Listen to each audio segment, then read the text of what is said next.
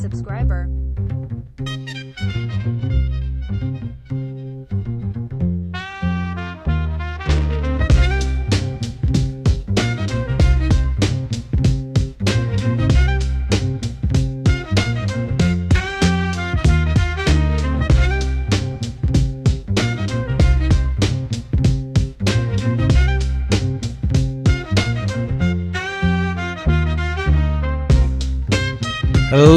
Hello, my beautiful chatters. Welcome to all the early heads. Enjoy some blues for the day. And thank you, Anyaniki, for the sub. Welcome. Starting in a couple of minutes.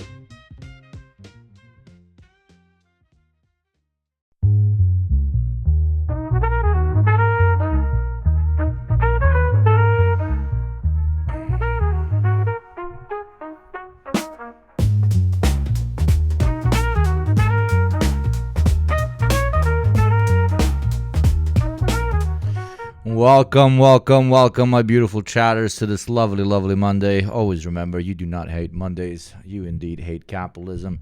How are we doing? I can see all the OGs in chat, from Robo to Alex in Italics to Kubashi to Pizza Famine to Ufigi, of course. Who could ever forget Ufigi?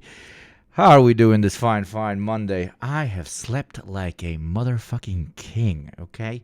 10 hours. I do not believe I've slept for 10 hours in what feels like 10 years. So I've got severe muscle pain in my legs from yesterday's explained trauma of traveling with my dear brother and comrade Hakim, and basically doing up to 25-30 kilometers every single day. But now my legs are slowly healing. I've slept like a literal baby, and we are feeling good. We are feeling very good. I'm also feeling very summery, very festive, very, we are doing some illegal business in Havana type of shirt. I've never really bought shirts that are with,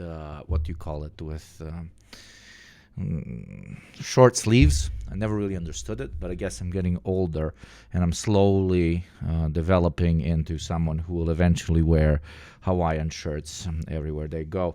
I mean, JT has already reached that point to an extent. Well, how are you doing? I've had a day off, so I've been taking care of my feet so I can handle the coming week. Feet are very important. They are what you stand on, and very often what your entire financial stability stands on. Got a nosebleed today. That generally means the weather is changing. Oh, you're one of those people? But Anne, I thought you were young. Like, come on. Like, your knees are supposed to fucking wiggle whenever the weather changes after the age of 50, 60. But yeah, welcome, chat. I hope you're all good. Not really many updates except for that. My girlfriend's looking to buy a car. I think we found one. We went to check it out today. She put in her loan request or whatever. So the girlfriend is going to be having a very, very nice vehicle of transportation. That shit will go fast, go very zoom. I was like, why do you need this much horsepower? She was like, I don't, but that's the only package that this aesthetic comes in. I don't think she will use even 10% of the horsepower. I was supposed to see a friend yesterday, but because I was sick, I did not. I feel better today though. After the 10-hour sleeping experience, I feel very, very good. Feel very, very good. Anyways, what are we going to do today? Today we're going to start off by finishing the video we did not manage to finish yesterday, and that is a continuation of the conversation about Elon Musk's extremely funny turn of events. Don't take it too seriously, but Tesla's collapse is not some sort of sign of the inevitable collapse of the free market or the Trump administration.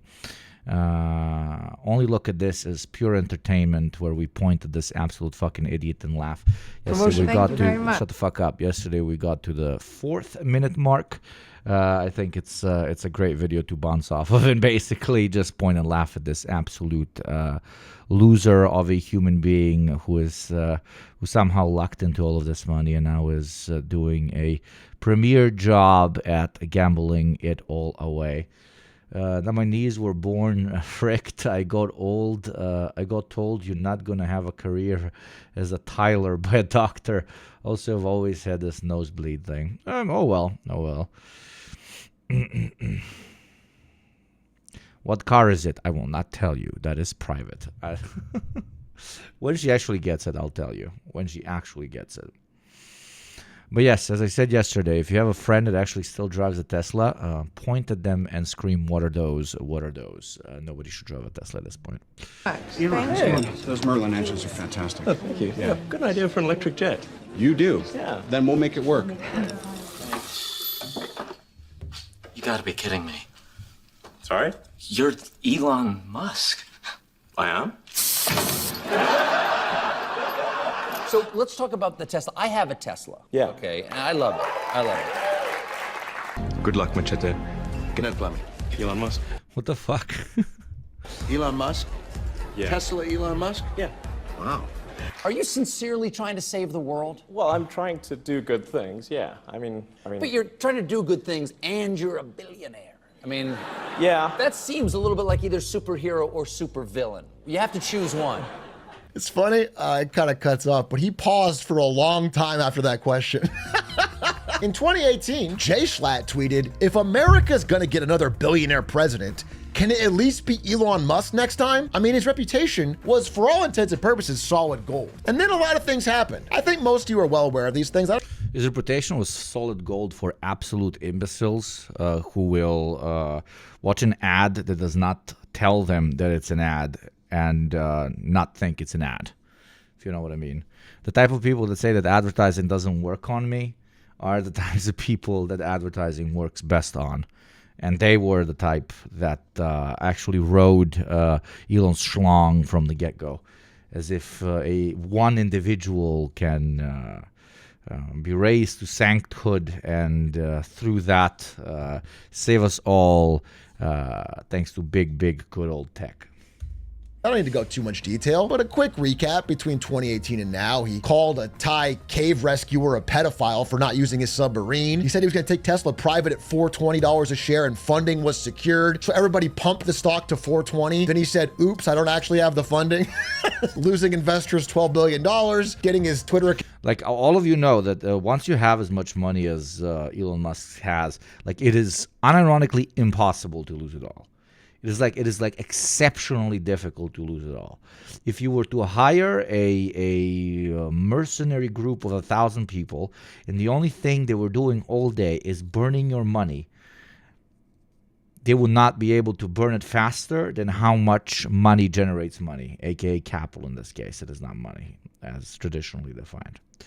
And somehow my man is speedrunning this experience. Account frozen briefly by the SEC. He said COVID would have 0 new cases in America by the end of April. He said his pronouns are prosecute Fauci. He said in 2021 he preferred to stay out of politics, then got deeply into politics, then said Trump would be too old to be president, then got super in with Trump.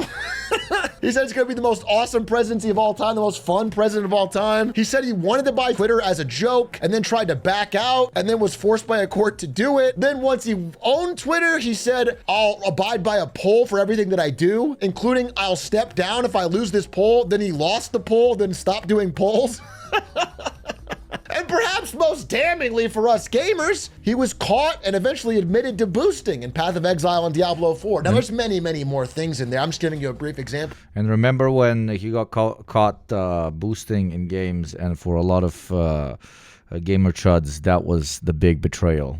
Not him slowly turning into a far-right figurehead, not him coming from apartheid South Africa, not him basically being the greatest welfare queen to ever fucking exist, not him quite literally and quite openly giving not only attention but a platform to white supremacist ideas, etc., etc. All of that we were chill with. The thing we were not chill with, though, is, as we all know, cheating in video games. Of why his reputation might have taken a hit over the past 4-ish years, including the fact that JSchlatt 5 hours ago tweeted, I take it back. Your opinion on each of these individual instances can vary, but the business case for it is pretty damning. There's been a backlash. Major brand worries. How toxic is Elon Musk? Okay, what are we zinning today? Today we're zinning a velo that I got from the country that we visited that does not exist in the country I'm at right now. This shit is called Icy Berries, bruv. It is called Icy Berries. And I have no idea how much actual nick it has. But hey, maybe I pass out on stream, maybe have a good time. Isn't that always the gamble one interjects himself in when consuming good old zins? Sorry for the low energy, I'll slowly get into it. This is just the first video, it's a little bit of slop. Doesn't mean we can't talk about the general premise, but yeah. To be frank, you worked hard to become born rich. Absolutely. Hasanabi Industries, check your texts, my dude. I need to get you paid for that edit, my dude. Check your texts. Behavior for my guy edited a very good video for me, and then I'm like, please IBAN, please give me your IBAN. I need to send you money. And my guy just left me red. He's like, I work for free. I hate money. There you go, communist editors, right? Tesla. Again, he's so deeply intertwined with the brand of Tesla in consumers' minds. They can't really separate Tesla and Elon Musk. Have you covered Pussy Mouth using sound cannons and protesters? Yes, I did yesterday. I most likely will today as well. It's creating a reputational problem for the brand, leading to declining sales and damage to Tesla globally. In every country other than China, Tesla's reputation has dropped year over year. Doesn't even include 2025 numbers. And sales data shows that even people that love their Tesla cars are starting to get sick of Musk's behavior. They're buying stickers like this. I bought this before Elon went crazy. And having quotes like this. I'm sort of embarrassed to be seen in that car now. I bought this before Elon went crazy. People are trying to signal that, hey, I don't know. Hugo, after watching this, could you cover Mahmoud Khalil? Everybody covered Mahmoud Khalil. Obviously, free Mahmoud Khalil. Like, I can contribute nothing to the conversation, but just saying those words on repeat. But yes, if you do not know who that is, it is a pro-Palestinian activist that was jailed. Please copy-paste their name from Robo's post, paste it in your Google search, and you will find more. I don't support necessarily all this behavior, even Only there's no large updates since I've been back, so nothing really to add. I bought Tesla. Companies that compete with Tesla are even using this in their marketing. He had put this on Instagram, I think, putting a sticker on their new car, their new EV. Quotes like this: when he stood up and made that Sieg Heil Nazi salute, something clicked in my head and I thought, I cannot drive a Tesla. I don't care how affordable or fun they are. None of that mattered anymore. What used to be such a glamorous statement car, to me, actually became a really repulsive one. Whether you agree with this person or not, this is a customer. When you're a business, this customer matters. And this customer adds up. Dr. Kumate here bought a gold-plated Tesla Cybertruck to advertise his business. This is a guy who was all in on the brand. Lobotomized, like immediately lobotomized. You gotta lobotomize this shit. And now he wants to sell it because of all the backlash. And it's Yeah, but you see, these guys. Performative buying is one of the greatest diseases that our species has accepted in late-stage capitalism. I swear to fucking partially God. because people are getting negative feedback from those around them. This is on Reddit, and our boss. But it's also very, very funny. It is also very funny. It's very funny seeing free market guys getting fucking annihilated by doing something stupid in the free market. It never gets old.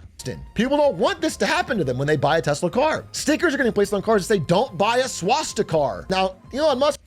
I won't be here all stream, but if you wanted some history of unconventional weapons, I'm probably your best bet. I used to treat them as an army medic. Biological was my main area of expertise, but I was familiar with other ones.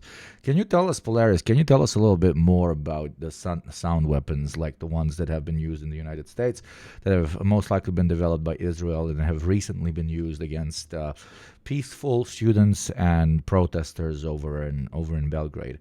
We read a little bit about it yesterday. It basically starts moving all your internal parts around. It is a very, very strange weapon. But if you have any other details, please do plug them in chat.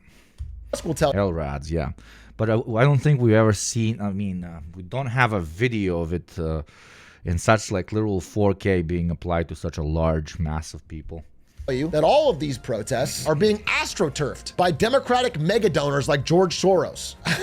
I think sales data would show that is not necessarily the case. And even if vandalism in the protests are, I think, rightfully stopped by police, as is happening here in Chicago, people don't want to go.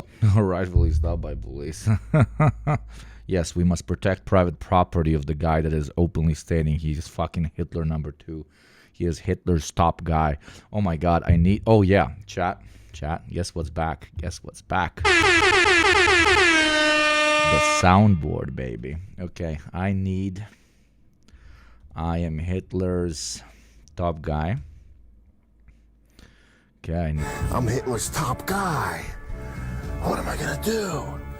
Adolf Hitler chose me to lead the revolution. Okay, so this one, I'm going to download it.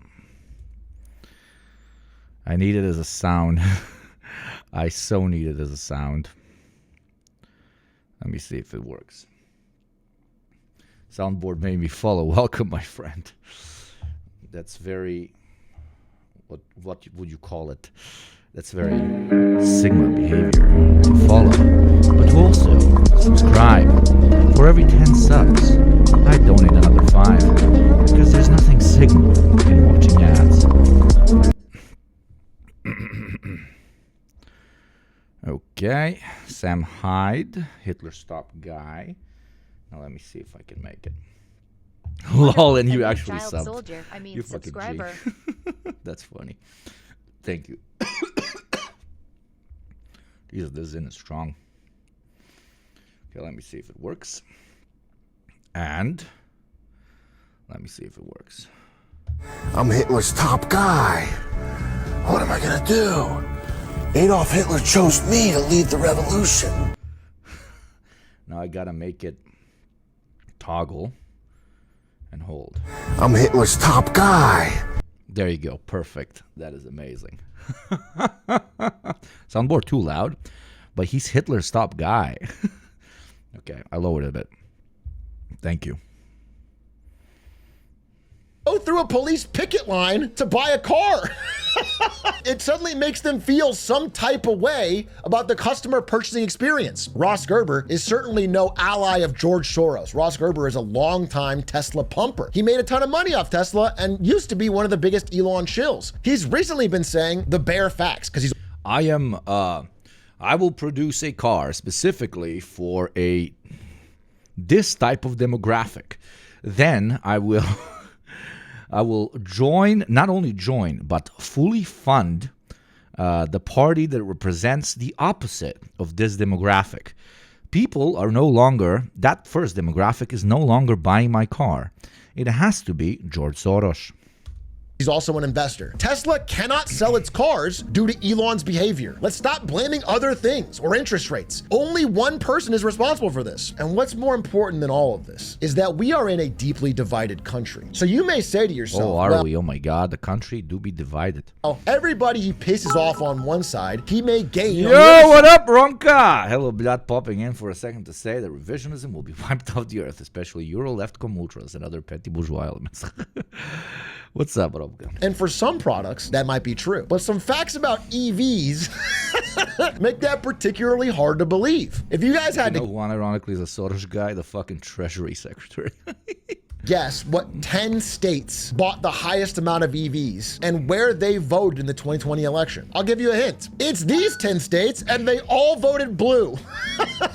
They're all pretty deeply blue. Now, if I were to tell you which states bought the least amount of EVs, it would be these 10 states, and they all voted Trump. You might be seeing a pattern. Courting Trump voters can be a fine business strategy for, I don't know, for a beer brand or something, but for an electric vehicle specifically, it's kind of a losing one because they don't want to leave gas-powered cars. The data's pretty stark on this. 55% of Republicans say there's no chance at all they consider buying any EV in the next... And keep in mind, this is not just like a car that was mildly marketed to liberals. Like, this was the lib car. This is the tech will save us. Electric batteries will save us. We should just consume ethically, and the environment will kind of reset, like as if it's a fucking button. That's the entirety of the Tesla demographic, okay? I work in tech, and I kind of care about the environment, but most importantly, I really want to virtue signal to everybody around me that I am indeed a liberal, right? That's the crux of the Tesla brand. Like, herder, don't you know that I don't know, green tech is good? That's the demographic. And then he shifts completely to the self-declared enemies of said demographic, and we have the situation.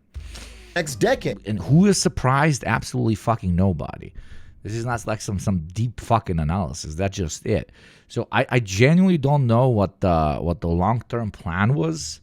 I don't think there was any, at least inside of Tesla, on who the new demographic is going to be. I sincerely doubt he actually thought that chuds would become Tesla people. But it seems that he does believe that. That's why he made Trump go and say, oh, it's all computer. Tesla was a really smart guy, same like Neutron, right? So I guess that is the long-term play. But this is a very bad long-term play. It will not work.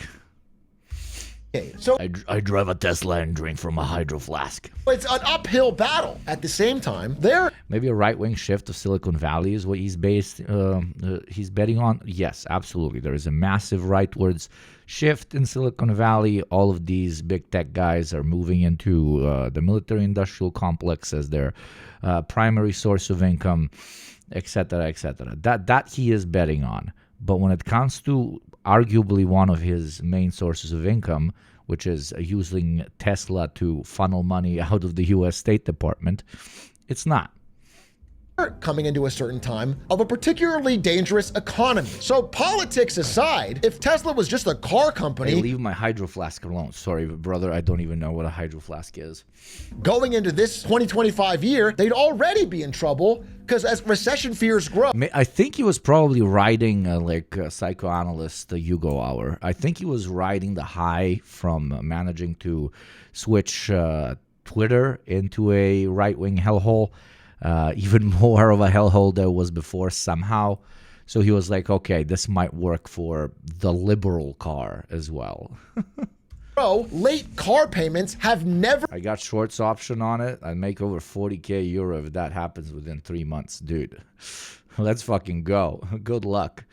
Complete default, I doubt it. I don't think Tesla's going to go bankrupt. But if you have a particular line that you want it to fall underneath, I don't know what that line is, but it's a decent bet. never been this high. It's the highest level since they began tracking the data. There have never been this many auto borrowers 60 days past due. People are not able to make their car payments as is, let alone able to buy brand new cars, which might explain why Tesla, in desperation, is offering 0% down, 0% APR subprime loans to try and boost demand. But the problem is, even if this increases sales in the short term, many of these won't get paid. And like 90% of Tesla value is based on what investors believe future Tesla value is going to be. So if you're doing 0% loans because you want to, in the short term, increase sales, that is not going to remotivate long-term investors in seeing your brand as financially, as one with stable financial growth for the coming decade or whatever. Recently sold my Tesla Model 3 that I bought in 2019. I work in tech.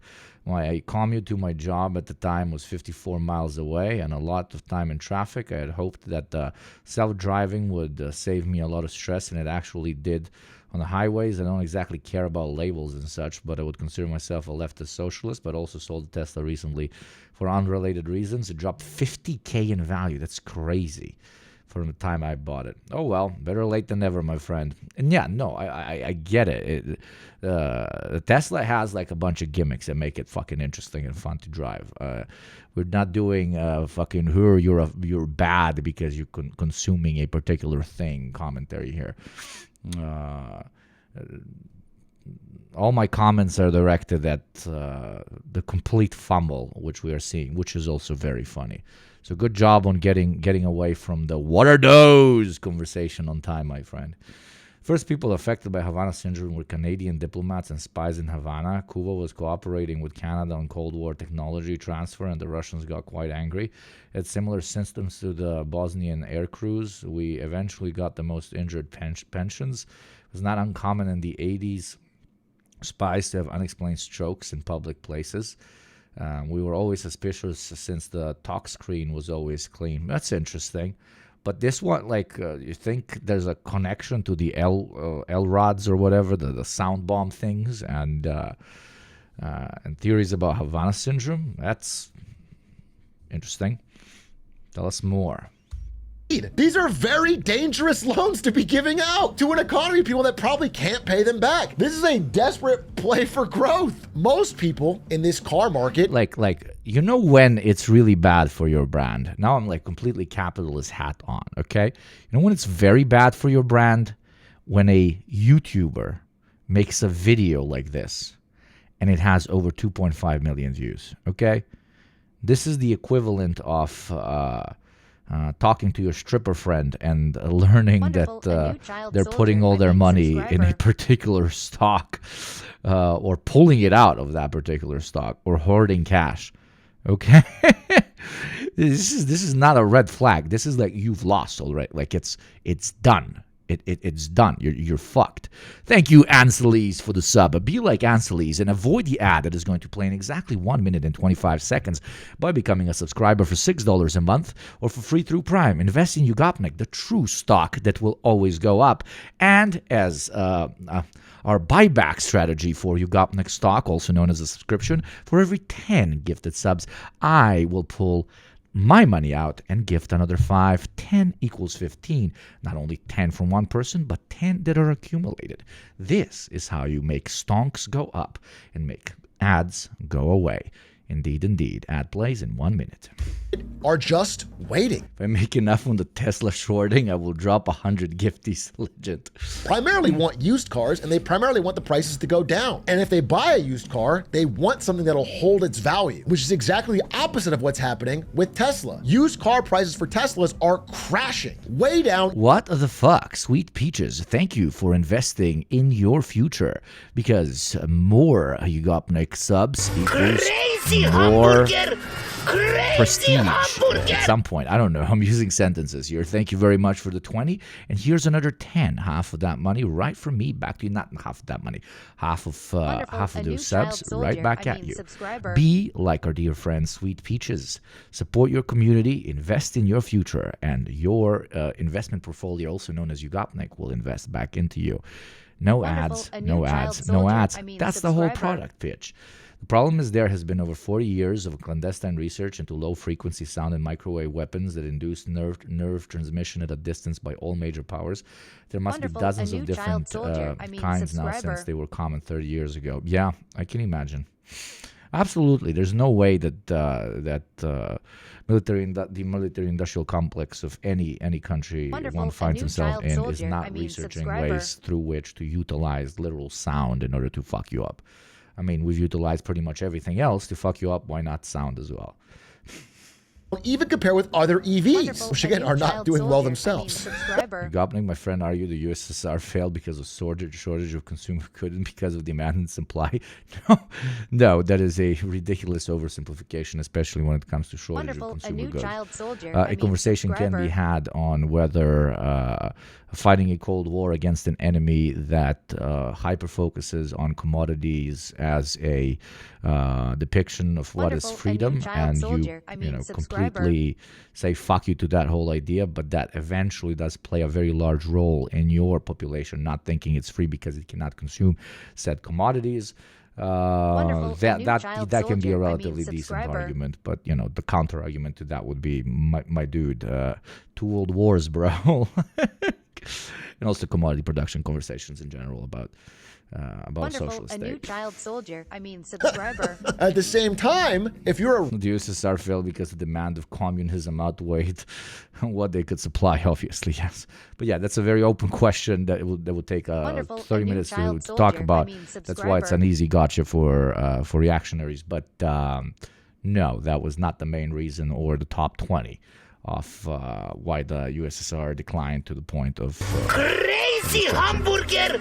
Regular, everyday consumer in America, one of the biggest things you worry about with your car is repair costs. Because losing access to your car can mean being unable to get to work. It's a massive unexplained expense. Repair costs for Tesla are higher than both gas cars and other EVs. And because Tesla locks down repairs and controls the entire supply chain top to bottom, you have to wait a long time. So there's a big problem for a regular consumer in getting a Tesla, even if you don't care about any of the politics stuff. Guess what? Yes, but that's exactly the point. No, the politics stuff is peak. I don't agree with the analysis here. Tesla had insane fucking problems, but the reason Tesla stock always went up is because everybody thought that this type of demographic will keep buying them no matter what, because they're not buying them for the quality or for most of them, I'm saying, or the experience of driving it, or the maintenance, logistics, etc., etc. They were buying them because that was the main way they can virtue signal to other people of who they are, right? It is the definition of a lifestyle product, okay? It is the definition of herder, I am finding self-fulfillment by purchasing this. That is what smart long-term investors saw in Tesla. That, as well as, their deep connections to the U.S. State Department, and therefore a continuous supply of money, because both the Dems and the Republicans saw a potential future in working with Silicon Valley, specifically Elon Musk, in the long term. Now that is gone. It is no longer a lifestyle product. It is no longer seen as a lifestyle product that absolutely everybody of a particular worldview would want to buy if they had enough money. And that is what crushes any sort of belief in long-term economic sustainability of said product. That's the crux of the thing. It was always relatively shit when it comes to maintenance and when it comes to the quality of the car. But the Tesla stock go up because we had a wider understanding that certain people would buy it no matter what, because of how they wanted to be perceived by others. Might shock myself. Tesla stock was based off of Elon's reputation as a visionary with SpaceX, Brainchip, etc. With him going mask off, they're not buying his vision anymore. There you go. Another rephrase of what I said. I agree. And many people in this audience, but America is not the only country in the world. Tesla sells most of its cars in these 10 countries. I'm blocking it. What the fuck do you mean America is not the only country in the world? America is the main game. The rest of us are simply DLC. Now, one, because we'll talk about it later. Maybe you can guess what it is. These 10 countries are primarily where Tesla makes its sales. US, Germany, France, Canada, UK, Australia, Norway, Denmark, and Sweden. Let's go through these countries. Look at Norway, Denmark, and Sweden. Tesla was big in Norway, Denmark, and Sweden because those are countries massively populated by, I know we all hate the word, but let's call it a middle class whose analysis of life and of the economy pretty much ended on the way I consume is who I am. And that's why it sold a lot there, because, they want to be rich but not feel bad about being rich. So they buy a fucking Tesla. Same as, so they are a prime example. And obviously sales are going to fucking get murdered there. We've talked about the US already. We know what's happening there. Germany, 76% fall in sales. People are pissed about his meddling in the German elections, promoting the AfD. Labor aristocracy. You could quite literally call Tesla the car for the labor aristocracy. That's the labor aristocracy's car, period.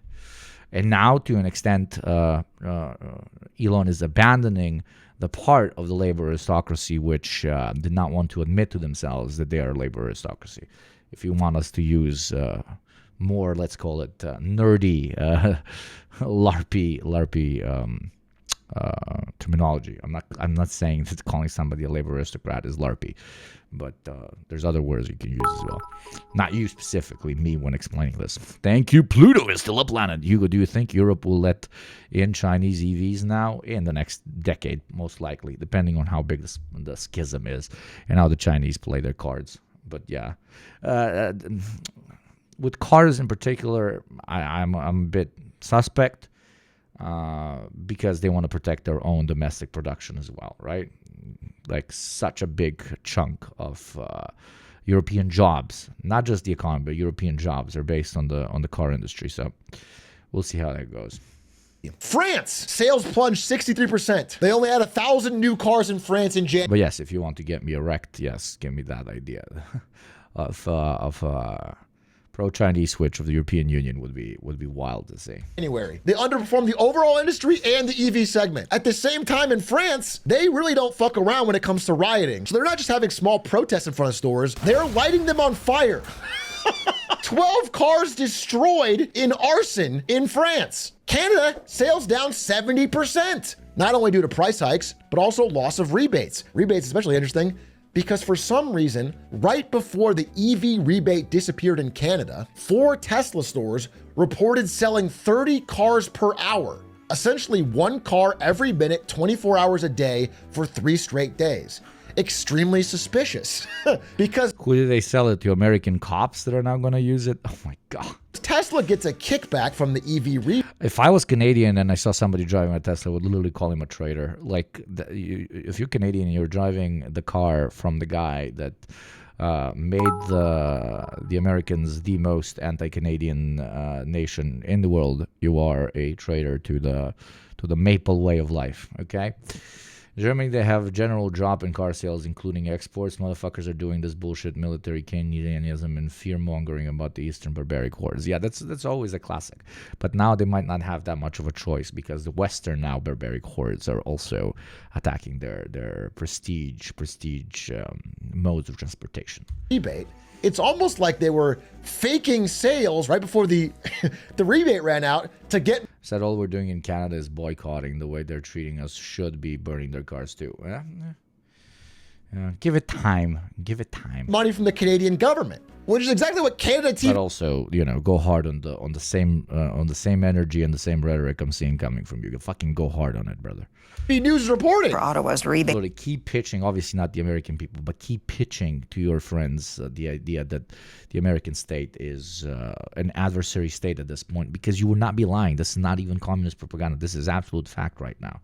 The United States government is economically treating Canada the way two opposed states actively participating in warfare would be treating themselves. So stop it with the whole, oh, America is our friend. It's clearly not acting as such. And it only takes a couple of years for you to realize that the old friend you had is no longer a friend. Unless you're very toxic, which your government appears to be, unfortunately. Yeah, sure, reciprocal economic sanctions are being thrown at the United States, but the rhetoric is still really not there. Program on electric vehicles that allegedly prompted a mad If you manage to boycott American products, that would be crazy, in a good way. rush to buy EVs. Sandy, a spike in purchases was to be expected, though the reported sale of 8,600 Teslas, equaling $43 million in rebates at 4 Canadian Tesla locations, has sparked plenty of questions. In the west end of Toronto. I'm Hitler's top guy. What am I gonna do? Adolf Hitler chose me to lead the revolution. That's what every single Tesla driver in Canada is thinking. This one Tesla location alone reported selling more than 1,200 vehicles on January 11th. Totaling more than $4 million in rebates. I can understand that in France, they're not even selling 1,200 vehicles total in the whole month. But in this one Canadian location, they're moving 1,200 units like in a day right before the rebate closes. So we paid them a visit to try and get some clarity on the staggering number of sales. How are you? Good, how are you? Good, good. My name's Adrian Gobriel. I'm a journalist with CTV News. Okay. There was a large increase in the number of sales processed through the EV rebate program. Did that take place, or is that a backlog of paperwork going through? You can't share any comments? Is there any manager you think that might be? Because it kind of seems, again, this is allegedly, but it kind of seems like fraud against the Canadian. Grow some balls, my dear friend. Yeah, what the fuck? Kinda, really? In government. It's also suspicious that the sales went up so much in Canada at that store, given that 71% of Canadians support a total ban on Tesla altogether. 71%! In the UK, it is different. Tesla sales did rise in the UK, though part of it is the fact that the UK EV sales are up dramatically across the board. Basically, 1 in 4 new cars in the UK are now fully electric. They're making a massive EV transition. They have a lot of still active subsidies. People are buying EVs hand over fist. And there is still things you can find in the UK that show that patience with him is running out. This is on the London Underground. Elon Musk's Perfume Day 1939 for wankers. Australia is down 81%. Sweden and Norway are down 44 and 38 year over year. They buy a... This is so funny. This is so nice and so funny. Please let this timeline continue. This is so fucking nice. Thank you so much, Chuck Dyes, for the tier 1. Wonderful. Welcome to the A new community, child brother. soldier. 3 months. That's very kind of you. ton of If EVs. you like Chuck, do not die. Subscribe. They're buying less Teslas. Denmark down 52% in February. Yeah, in Scandinavian countries, this is my guess. Okay, this is my guess. This is a hill I'm dying on. In the coming year, they will sell close to nothing in Scandinavian countries. In the coming year or two, Tesla sales in Scandinavian countries will be at most 5%. At most 5 to 10% of what they were in the past. So if you add all this up, 8 of the 9 countries we showed are down year over year. UK is up. What about that last one, though? Did anyone guess what this last country is? That's right. China, China, China, China, China, China, China, China, China, China, China, China, China, China, China. It's China! Probably the most important country in the world for the future EV battle. How is Tesla doing Hot take there, friend. in China? It's been a steady source of growth for them for a long time. And it's worth noting that unlike every other country here, the people in China don't give a shit about Musk's politics. Survey after survey shows reputation of Tesla has not been harmed by Elon's antics.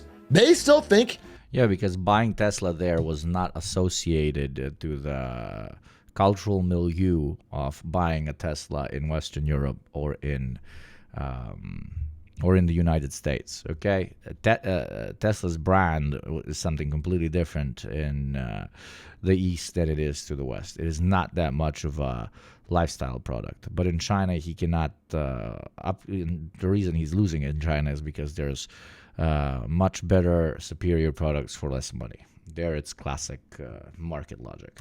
he's a cool tech guy, but that doesn't No, that's bullshit. matter. The truth is, disappointing sales in China, and No, in China, they don't buy based on their opinion of Elon Musk. They're just buying it because, oh, okay, there's a massive EV infrastructure, so driving an electric car is convenient, and I can drive like a Western car and appear a little bit more successful type shit. But even that is dying off because, well, there's better local options. they are down 49%, are not because of his politics or caring about Elon at all. It's because of their narrow and dated lineup and up-to-date and more exciting offerings from BYD. Basically, they're just getting out-competed. Tesla is flaming in China, and the rapid rise of BYD is to blame. It's not because of a Sieg Heil. They're just getting little broed by the BYD Atto 3 and the BYD Seal. And these BYD products are promising a Tesla-level car, but built for the Chinese audience at a fraction of the price and sold within country. And if only somebody exactly 5 years ago could have predicted in a Discord chat with Ludwig and Stans this very day the Shanghai Gigafactory was announced, that China was going to prop up a competitor with government money and force Tesla out eventually within the next 5 years. And exactly 5 years after this post, BYD surpassed Tesla in 2024. Once they surpassed them, they have not let go. By 2025, it's not even close. They're getting mogged in the country. At the same time, some of their future offerings about self-driving tech, well, those are getting mogged too. Because in a surprise announcement, BYD announced self-driving tech, basically the equivalent of Tesla's FSD, for free. If you buy a Tesla, you have to pay an extra 8-10 grand to upgrade the self-driving. BYD rolled it out to every make and model for free. Tesla responded by trying to roll theirs out in China, but immediately users that tried it were greeted with tons of tickets. 全部都处理完了。 然后视频里一共是 This guy turned on his Tesla self-driving and got 7 tickets on one ride. 对，自行车道，自行车道，不要，大哥，这是自行车道。 It keeps driving into bike and bus lanes that it's not allowed to, and in China, the camera automatically detects it and flags you. So it's like instant punishment. You can't just apply the same FSD software you got from other countries in China. It has unique roads and lanes. Of course, who the fuck signed off on this? This is insane. They trained their self-driving model on the United States, and then they just deployed it in other countries. That can't be true. Nobody is that incompetent. That cannot be true. That nobody is that incompetent. Come on. Oh wait, there is one guy. They're self-driving because it's built for China. Sales declining in 9 out of 10 countries where it makes basically all of its sales. Politics causing backlash, competition causing sales problems. But all of these aren't even as big of a So fucking funny. So funny. problem as this one. Math. Even if none of these were happening, there would still be a problem with math. Now, thankfully, it's not going to be this math because I'm a business major.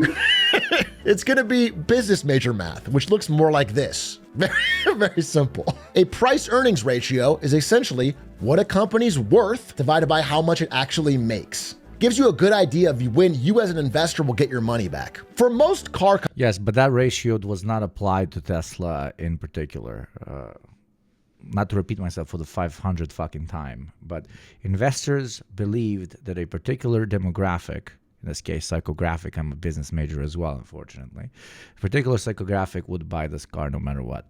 Now they are realizing that that particular demographic not only will not buy the car no matter what, but will also do what? Protest not buy, protest sell, protest the brand even to an extent.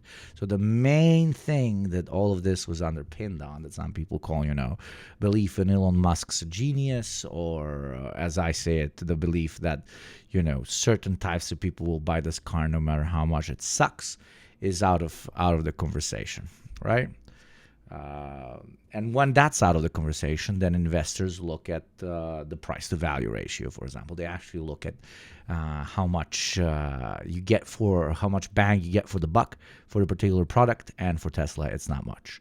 It was only underpinned by belief. And when that belief disappears, it's like a bank. If you don't think that your bank can actually give out your money that you put in it, bank goes bust.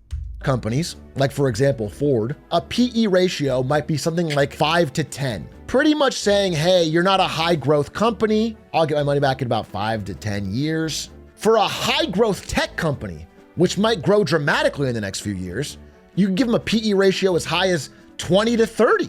Apple sits at 35. Let me help you understand that maybe not all of the Magnificent Seven truly belong. Apple deserves this number because they make $96 billion in profit a year. They're one of the greatest cash-generating geysers in human history. Google made $100 billion in profit last year, a 35% increase. Microsoft made $88 billion, a 21% increase. Meta made $62 billion, up from $39 billion, a big increase. These are all cash geysers, tens of billions of dollars of profit. Amazon made $59 billion, a 94% increase. Of course they have a high PE ratio. Nvidia has the highest of them all, a PE ratio of 60, which is crazy, but they're up 144% year over year, 72 billion in profit. That's 6. What's the 7th? Tesla last year made $7 billion in profit, a 52% decrease. Not only are they going down in profit, but this amount isn't that much to begin with. It certainly doesn't qualify them to be up with all these trillion-dollar magnificent companies. And so if we go back to our simple price earnings ratio, what it's worth divided by what it makes, Tesla's still worth $722 billion, and they made $7.13 billion. So if you do the very simple math here, you'll find out that Tesla's PE ratio is not 5 to 10, it's not 20 to 30, it's 101 still. It declined by 50% and it's still astronomically high. The level of growth expectations baked into this fairly small company is fucking crazy. It's 101 today. And that leads me to an important Some of question you might that be gets asked a lot. No, that's leading me to an even more important question. So a lot of people might be asking, okay, everybody is realizing this is overvalued, right? Or are investors just fucking idiots? No. Everybody's realized that it's overvalued, but they're betting on everyone else betting that it will remain overvalued. And when you are on such flimsy ground, there's one thing you maybe shouldn't do. And that's go up on stage and say, I'm Hitler's top guy. What am I gonna do? Adolf Hitler chose me to lead the revolution. okay? But this man went ahead and did just that.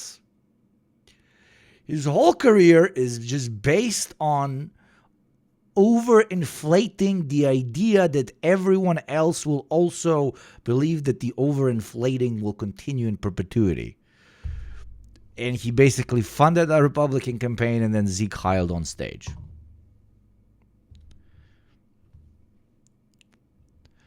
You know what's the one thing that can fuck up an overinflated, overvalued company like this that is only still being run on lifestyle belief? Doing something like this. You know how difficult it is to lose so many billions of dollars, borderline trillion? Very, but apparently it's doable if you do something like this. That is why it is so funny.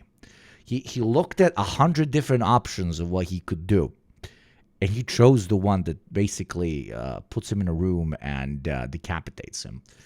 Average small business owner, when the profit falls by 1%, I am Hitler's top guy. You see Tesla failing and hit the right-wing grift ripcord? That is a very decent point, especially with the context of Twitter previously. I'm not saying I'm attractive, but when I take my clothes off in the bathroom, I turn the shower on. Sometimes I even make the towel and floor wet. Oh, she sexy. Thank you very much for your titties. Thank you very much. Fucking love TTS so much. But you know what I don't like, though? Ads, like the ones that are about to play in exactly 2 minutes. Let us create the most overinflated Twitch product by becoming subscribers, or more importantly, gifting subscribers to those less fortunate than you. How, might you ask, we can inflate this product more than even someone like Elon Musk can imagine? Well, by continuously reinvesting the money you sent to me back at you. 10 gift subs equals 15, which means inflate, inflate, inflate. Look at Chuck Dies, right? Be like Chuck Dies. He now gifted me 25 gift subs. That means I take some of that money and now I throw gift subs back at you, right? The only place on Twitch, unironically, well, this happens. Some people might call it digital mutual aid and other disgusting communist propaganda type of things. No, here we are all business majors. It's just like inflating the Yugopnik economy, pretty much, okay? That is why it goes like this month in and month out. Yugopnik has 2,000 subscribers. Yugopnik doesn't stream for 10 days. It goes back like this. But then we overinflated again through these completely, by the way, legal means here on Twitch. So yes, not only will you learn about dialectical materialism here, you will also learn on how to manipulate the very market you want to kill. Thank you very much, Chuck. Crazy hamburger! Not modern monetary theory, modern subscription theory. Absolutely. The question is, one day they will call you Yugopnik when there's like a 75,000 subscriber number right here. Okay, they will call you Yugopnik the Tesla of Twitch, because of how overinflated we are. Okay, thank you to my glorious investors such as Chuck Dies. Why are we not getting rid of Elon Musk as CEO? He's causing us all this reputational damage. Why not get rid of him? We can ask ourselves, what would Tesla be worth without Elon Musk? Yes, Elon Musk is Tesla. That is why he has not been fired yet. All the just all the factors were there for a perfect mess, and this perfect mess is unhurling itself. It's literally vomiting all over us right now in 4K, and it is absolutely fucking glorious. It is almost fat material, Wonderful, a new child soldier. You mean to tell me that this does not get you hard or wet? Just today, 6.3%. You mean to tell me that this does not get you erect or wet? This is prime time porn, okay? This is big booba, big coca type shit. It is sex, but nerdy. It is. Okay, I would be surprised if Pornhub stock doesn't start going down because too many people are looking at this graph and masturbating instead of going on porn sites. Understand? It's very funny. And I want all of you, just to repeat myself, to do your absolute best in your own communities. Okay? Do your absolute best to make anyone who's ever thought of purchasing a Tesla product, or God Wonderful, forbid, a new owns a child Tesla soldier, product, to subscriber. feel incredibly embarrassed. We must make that, like, buying Tesla should be 10 times more embarrassing than Crocs, because Crocs are sometimes indeed very comfortable. Crazy hamburger! Stonks right now. Oh, you're gonna poop sock me? No, you're not. Oh my God, Barry Bowles didn't poop sock me today. It's a bridge.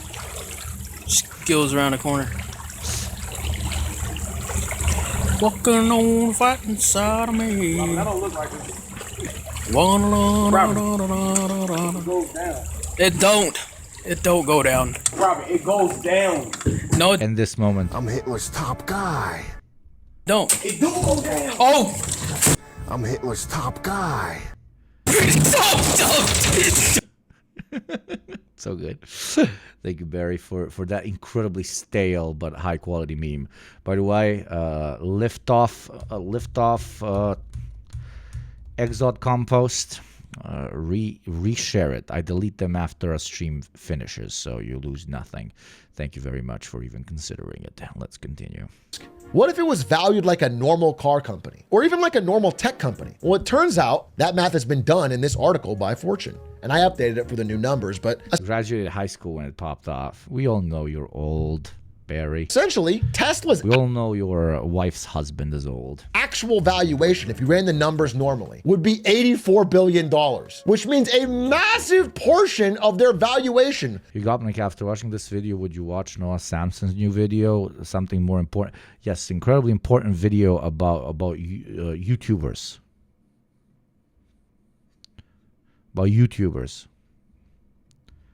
Is just hype. It's just Elon Musk's ability to promise and promise and promise and promise and promise the future. Which means it's very hard for them to actually get rid of him, even though one of the world's most valued corporations literally falling apart in front of our own eyes as a masterclass in the market eating its own children. But have you thought about YouTubers? Let's talk more about YouTubers. You want me to talk about Ethan Klein a little bit as well? Tesla sales are down and they have to keep cutting prices, and they're in a price war they can't win, even though they're trying to unload inventory, and it's bad news for investors. Even though their profit per vehicle continues to tank, the car company is still worth $722 billion. If it was valued normally, it would probably be closer to 84. Even Tesla employees say he's like a pigeon CEO. He comes in, shits all over us, and goes. But they can't get rid of him. Every dot on this chart is a tweet. You'll notice in 2022, when he bought Twitter, it gets blood red. Even though he spends the vast majority of his day tweeting, they can't get rid of him.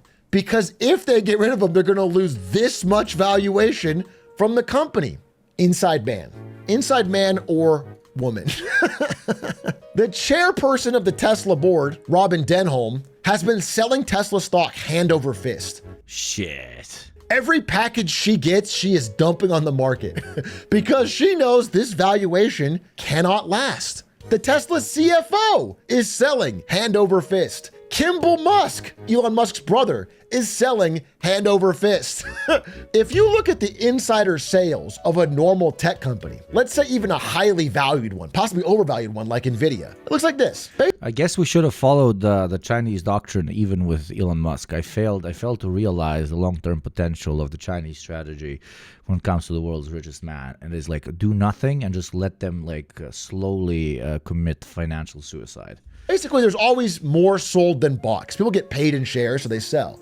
There's some people buying, most are selling. If you look at the insider activity of Tesla shares, you'll find 0 purchases. Not a single Tesla executive is buying Tesla stock. Every single... This is so funny. Oh my God. One of them is... I don't think I can stream this because I think this falls under suicide. Okay? I am streaming a video of an active suicide. Selling. Because they know that at the end of the day, the math, the raw math of what this company actually earns does not give it a $700 or $800 billion valuation, let alone a $1.5 trillion, which it had just 3 months ago. And they are making sure they get out while the market is still inflated. Now, the reality of this company is far different from that inflated expectation. And Elon Musk, as much as he might pretend not to, he knows this. He's actually said it back before he was so cautious. Back in 2020, Elon Musk said, when looking at our actual profitability, it's very low. Investors are giving us a lot of credit for future profits, but if at any point they conclude that's not going to happen, which they did after you literally said you're Hitler's top guy. That's the whole point. There you go. I'm right, as always. And even the smartest man on earth, Elon Musk, agrees with my take. Stock will immediately get crushed like a souffle under a sledgehammer. That's 100% true. And profitability is an interesting word. Because again, as they keep cutting prices to try and stay competitive and show sales growth, the profit per vehicle continues to dwindle. It looks desperate. He has also said this. But the overwhelming focus is solving full self-driving. And that's essential. And like that's really the difference between Tesla. No, you know what's essential? Everybody thinking that you will solve self-driving. That is essential. Everybody thinking that you're going to solve self-driving. Being worth a lot of money and being worth basically zero. That's a pretty revealing statement. I don't think he even knew how revealing that was. He is basically openly saying, if we don't solve full self-driving, and by the way, this interview is years ago, our company's essentially worthless. Now, I think it's still worth $50, $100 billion. They sell cars. People like the cars. Some people do. But essentially zero compared to what it was valued at the time. And that brings me to what I think is happening. People wonder the motivations between a lot of Elon's actions. Maybe some of it's the ketamine. But I think he has been quietly but steadily building an escape hatch. Let me explain why. I think he had a little bit of an idea going into government. Now, you guys may know this. Elon Musk was... But the escape hatch might be for him individually, not maybe for the entire enterprise, which is interesting. That would be an interesting rebrand. Let's see where this analysis goes. Being hit with lawsuits and oversights and fines and complaints from a lot of government agencies. All of these institutions had something going on with Tesla's companies. Once he came into power, Doge wiped almost all these out, fired them, neutered them, shut them down in the case of some of these. He's cleared a lot of the legal problems off the plate of a lot of his companies, but still, that won't solve Tesla sales. He might be able to do some small things like get the Cybertruck eligible for the government EV tax credit, but for how long? Trump is or give a bunch of cops Tesla EVs, that type of shit. Proven to be very friendly to EVs. But what other of that's an easy rebrand to do. Elon's companies might be a lot better if you had a lot of power within government? It's SpaceX. And one thing you might not... Hey man, leave Ket out of this. No, I apologize, but this man is on a roll to destroy everything that so many great patriots value. Such as the EV, such as posting on the internet, specifically on the Bird app. And now, just like every middle-aged American patriot, doing ketamine. Even that is no longer cool, okay? It is, Elon Musk is the human version of literal shit. No matter what he touches, turns to a lesser version of itself. And it's extra funny because it used to be the opposite. This man opens his mouth and money starts fucking flowing. Now he opens his mouth and it's Hitler's top guy. No, some other math that's kind of inconvenient is that Tesla, at an $800 billion valuation, is the biggest company Elon Musk's a part of, sure, but he only owns 12%. SpaceX, he owns 42%. So if you actually do the math on Elon Musk's net worth today, he makes a lot more from SpaceX than he does. There you go. This is interesting analysis. Good video. Good video. So he might have realized, holy shit, we're not like solving self-driving. We're not going to be able to milk the labor aristocratic need to feel good about themselves forever. So Tesla long-term is kind of doomed to fall apart. But what about SpaceX? The one complication of this theory, what about SpaceX? I'm going to go full in with that, and I need to be high in government in order to do that. The one problem with this is that they're too linked. If Tesla falls apart, investor belief in SpaceX is just going to completely crumble. It is going to completely crumble. So I'm not sure you can really pick and choose. It's the bigger piece of the puzzle, the bigger piece of the revenue stream. It's what makes Elon Musk recognizable, and vice versa, what makes Tesla through Elon recognizable. And most importantly, it's what makes SpaceX recognizable. But if he switches it into a even larger, welfare queen leech of the American taxpayer, the way he has done up until now, if he just increases the levels, there could be something there. But again, I don't think the bet's worth it. Because if Tesla crumbles and he's betting everything on SpaceX, like Tesla will pull SpaceX with itself into the shitter. From Tesla. SpaceX is actually way more important to his bottom line than it is from Tesla. It's now worth more than his Tesla shares. And that might be why he's more and more saying publicly that he needs a bigger pay package from Tesla. He needs more shares and more voting control. I am uncomfortable growing Tesla to be a leader in AI and robotics without having 25% voting control. I don't want to be overturned. That's why he keeps asking for a $56 billion Tesla payday. That's why, even though he's spending a ton of money on big AI data centers for Grok, he's not doing them under the Tesla banner. Grok AI is under X.AI. Tesla doesn't own it. He's been quietly, slowly but surely, getting all of his future growth stuff out of Tesla, where he has a much higher ownership percentage. And as the wheels literally... Very, very decent analysis. Come off of Tesla. He is setting himself up to still be mega rich. But still, they're too linked. I hope he addresses it.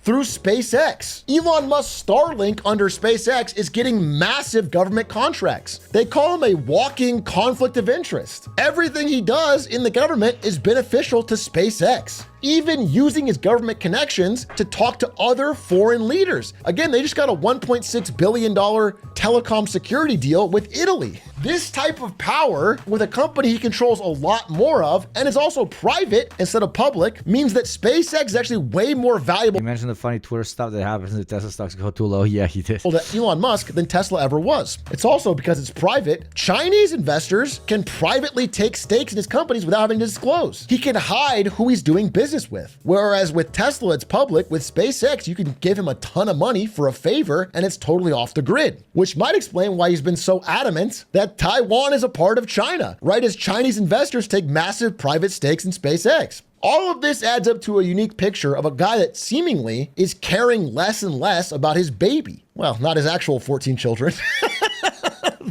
But his corporate... Yeah, he never cared about those at all.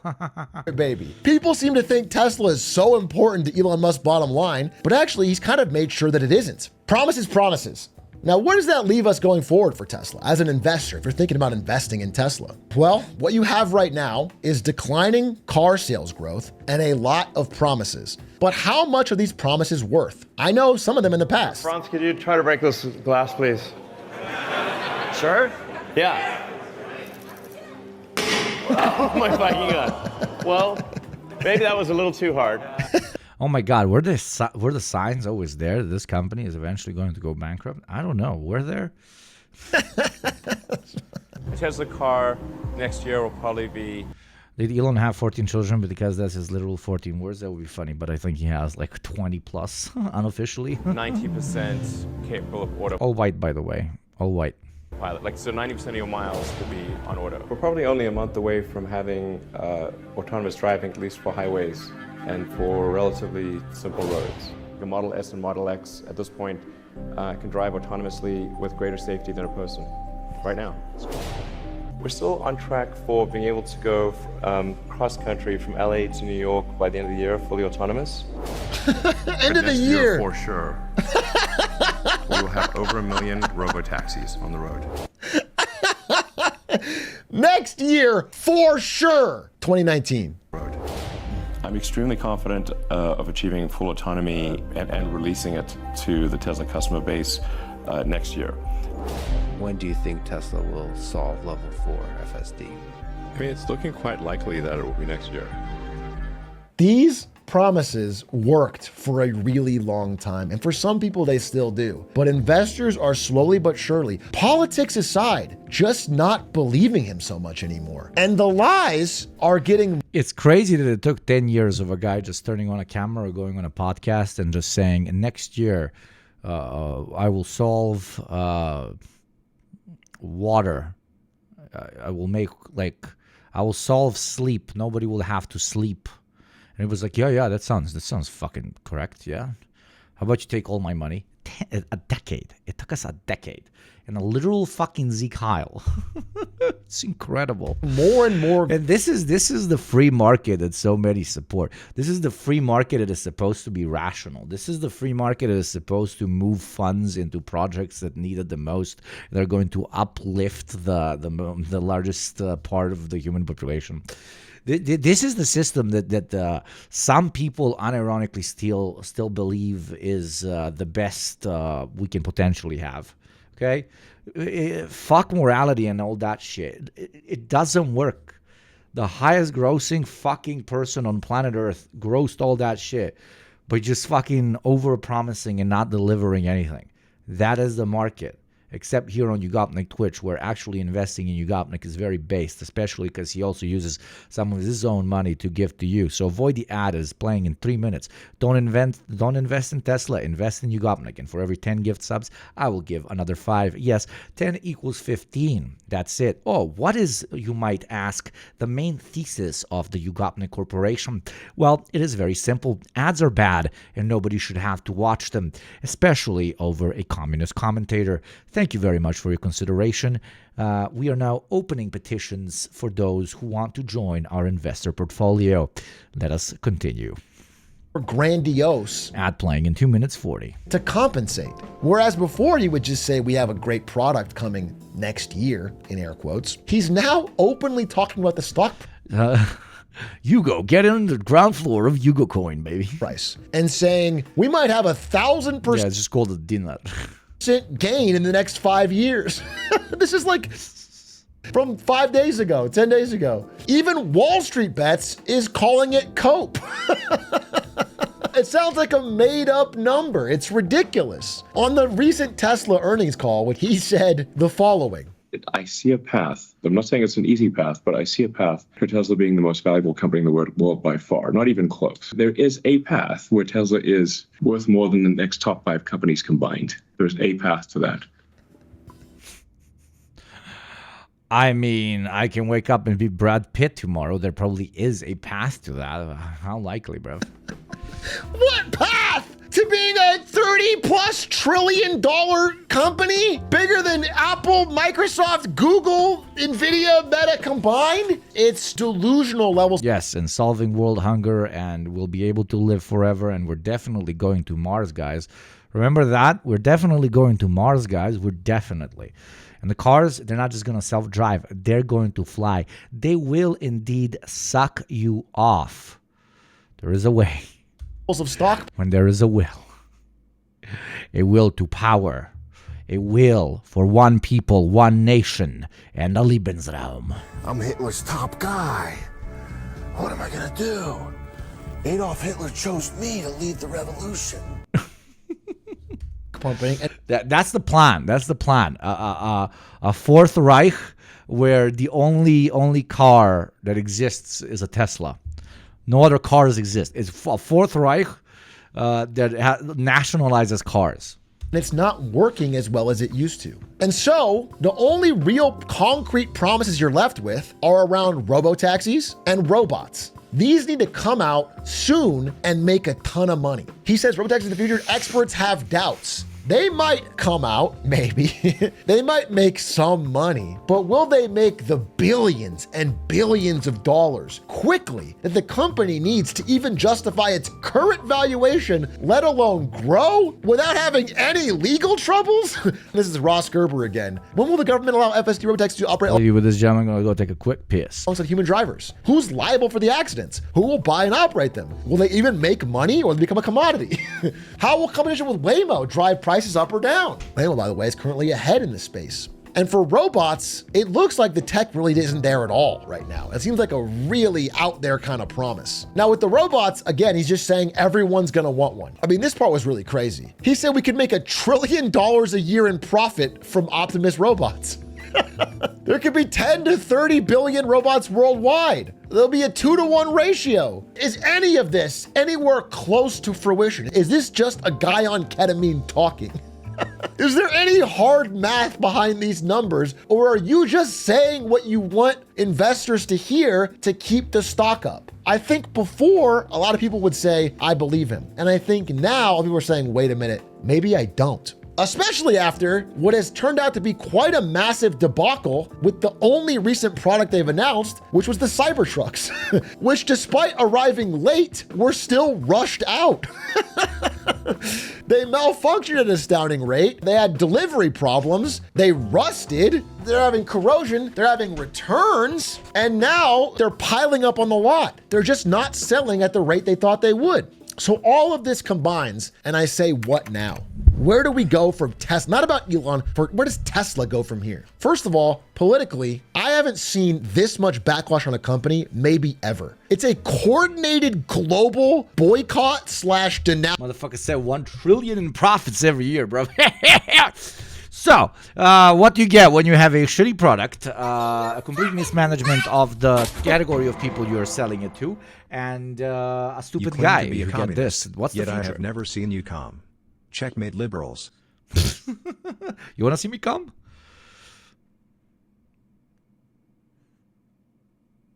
No, I'm not making an OnlyFans. I did consider it. For a second. Announcing / the most recent example that's anywhere close is the Bud Light boycott by conservatives. I mean, I always come a little bit in my veins when I get like a shit ton of subscribers, and then I have to spend my own money for the subscriptions as well. It's kind of pretty hot, if you know what I mean. And also, the only thing I've been masturbating to for the last pretty much 2 weeks is Tesla stock going down. Conservatives in America. That was because of the Dylan Mulvaney transgender Instagram post. Again, Bud Light backtracked and had a fucking Shane Gillis out within a year, right? Even this is such a smaller thing, and Bud Light, cowardly or not, immediately backtracked. Tesla, to the other side, has done so much more for so much longer with no signs of slowing down. I don't think the brand is recoverable among like Europeans and Democrats, which again is like, oh. It seems like what you get there is government subsidies and contracts to make up for your shitty product as long as you're a billionaire already. Always. Very, very good point. But here, I don't think it's even possible to government subsidize yourself from this particular situation he might find himself in. A large part of the EV buying audience. I sincerely believe that unless there's such a massive tech advantage that people have to buy it, it feels like the brand is kind of poison, which makes it very hard to see the sales growth you want. By the way, Bud Light, despite being a much smaller controversy and lasting for much less time and only being in one country, still hasn't recovered. I can't imagine the amount of damage that's happening to Tesla right now. Now, there are attempts to rectify it. Donald Trump stepped in today and said to Republicans, conservatives, and all great Americans, Elon Musk is putting it on the line in order to help our nation, and he's doing a fantastic job. But the radical left lunatics, as they often do, are trying to illegally and collusively boycott Tesla. I would say vandalism is illegal, but boycotting... Is it working though? It's not illegal. You can't force someone. You can't force someone to buy a Tesla. One of the world's great automakers and Elon's baby in order to... No, but you should be. Wait. No, but you should be able to force someone into not buying a Tesla. Shame, shame, and shame. Owning a Tesla should be equal to walking around with shit in your pants. Embarrass, embarrass, embarrass. Let's make a very funny thing happen. Let's make Tesla go bankrupt. attack and do harm to Elon and everything he stands for. They tried to do it to me at the 2024 presidential ballot box, and how did that work out? In any event, I'm going to buy a brand new Tesla tomorrow morning as a show of confidence and support for Elon Musk, a truly great American. Why should he be punished for putting his tremendous skills to work in order to help make America great again? Trump is in his corner. Trump followed through on his promise. I'm going to buy because, number one, it's a great product, as good as it gets. And number two, because this man has devoted his energy and his life to doing this. I think he's been treated very unfairly by a very small group of people. So the entirety of his customer base. I just wanted to make a statement. I'm going to buy one. Now, here's the bad news. I'm not allowed to drive. Virtue signaling the country, bro. Because I haven't driven a car in a long time, and I love to drive cars. So they had a Tesla auto show at the White House. With so embarrassing. It's so embarrassing. It's so embarrassing. We do not care. So embarrassing. You guys understand how embarrassing, like, also for Elon, this is so embarrassing. It's definitely super embarrassing for Trump, because Trump is probably like, I thought you were the richest guy in the world. I thought you were a killer. I thought you were badass. Why is your stock looking like my dick, falling all the time? Like, I think the bromance is gone. I don't think Trump can respect him anymore. He's like, dude, you can't even sell fucking cars. I used to sell buildings, large ones, tall ones, different types. You know how hard it is to make a building? You know how much easier it is to make a car? How are you fucking failing? That type shit. That would be funny. type shit. I'm not kidding. A presidential ad read. This is Donald Trump's actual... Oh, I love this timeline sometimes. Notes where he listed off the sales prices of different Tesla cars. This is like what I get for fuel. But I don't think this changes much. While this may make some conservatives more endeared to Elon, I don't think they're gonna change their buying habits around EVs, nor will more chargers suddenly spring up in their neighborhoods. These efforts could simply continue the backlash by making it a more politically aligned company. And I think Elon is starting to understand this. You giving up your other stuff? I mean, how are you running your other business? With great difficulty. Yeah, I mean, but there's no turning back, you're saying.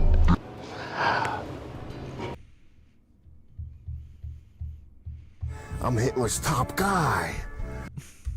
I'm just here trying to make government more efficient. I'm Hitler's top guy. Eliminate waste and fraud. I'm Hitler's top guy. And so far we're making good progress. I'm Hitler's top guy. What am I gonna do? Adolf Hitler chose me to lead the revolution. Actually, so... He looks like he's about to cry. I just don't think this is going to turn the tides on the sales. However, they ask you how you are, you just have to say that you're fine when you're not really fine. Based on this, betting markets are seeing rising odds that Elon Musk might leave the White House this year in response to increasing downturns at all of his companies. There's no going back on this. Outside of SpaceX, which can benefit from... But then again, never underestimate the liberals' ability to forget about a guy being a Nazi. From his Doge connections, everything else is getting hammered. And given that the richest man in the world is getting kicked out of his house, capitalism. So many of his Twitter problems are backed up with there's not enough coke for American liberals to ever get their mojo back. I think this is a monumental transition. 4 years of this will be unrecoverable. Oh, I would have gifted you a subscription if you didn't have one.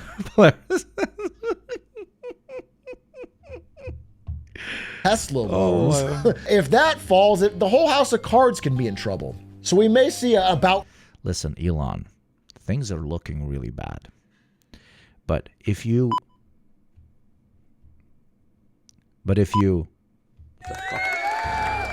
No. What? No. Okay, it's working now. Okay, Elon, things are looking really bad. But if you... then people remember you as this great visionary. But if you don't and continue down this road, you will be remembered as a loser. So I think now is the right time to. And you might even have people feeling bad for you. Okay? Do it for your kids. Face from Elon Musk this year. But there's one final point that's worth talking about. Elon Musk, regardless of all this, is going to be fine. If Tesla went to zero, he'll be fine. He has SpaceX. He has government connections. He's a billionaire probably till the day he dies.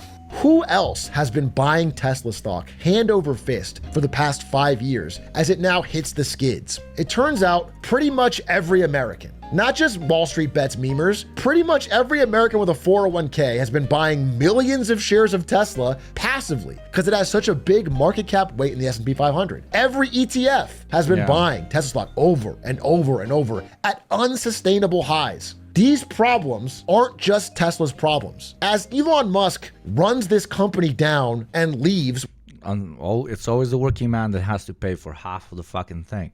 Man, so many people's pensions, so many of their S&P 500 investments long term in order for them to be able to retire in the stupid ass fucking system that requires you to an extent to dabble in the quasi science, which is stock trading, in order to be able to afford to retire, so at least in the West. Like, fortunately, a lot of those people are going to end up footing the bill, as they say. Without caring, like another child of his, the average 401k American is left holding the bag. This is dragging down the performance of everyone's retirement. And finally, it's still very funny. I'm sorry. It's still fucking hilarious, though. It is really, really, really funny. To say, before you go and take this presentation and say, I'm going to short Tesla, understand you're not the only one with this idea. Yeah, so be careful.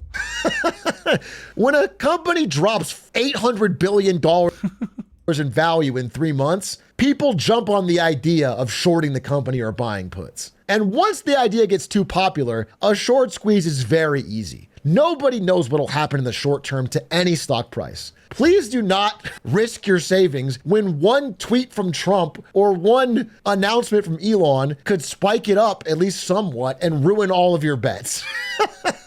All I would say is, over the long run, unless you firmly believe that we're going to have a Tesla robot in every home and a robotaxi driving on every street, this company is not worth what it says it is. And that's going to become very apparent sooner rather than later. Thanks for watching Marketing Monday.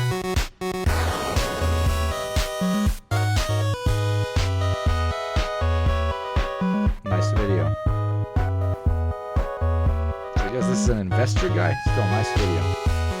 Good video. This is the channel. If I know anything... Shut the fuck up. You're too scary.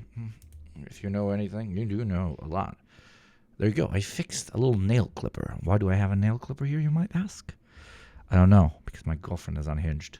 And I sometimes let her use my streaming setup to do work because I have many screens all over the place. Indeed. So yeah, chat. What are we thinking? How low is Tesla stop guy gonna fall? Hitler stop car.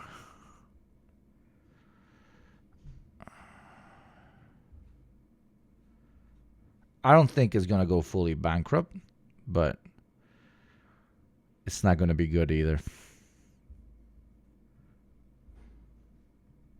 Ladies and gentlemen. 20% with a bounce back of 3%. Sintifada. Like $100? I don't know.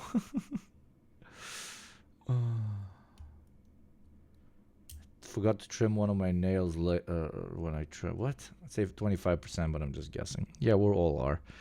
We all are, aren't we? We all indeed are. Just guessing. Okay, next video.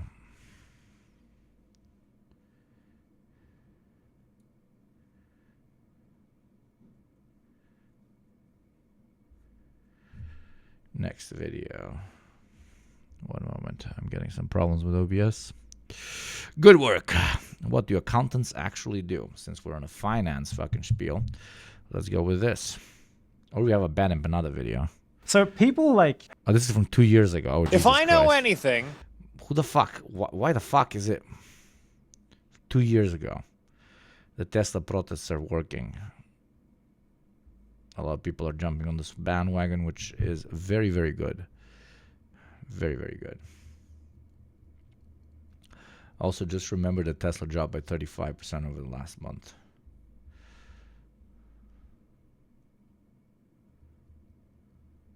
Tesla isn't doomed until Chinese EVs can compete, so they will strangle the entire economy to save it. Yeah. Okay, accountants, what do they do? Interesting conversation. It's a good works video, so I click. That is my logic.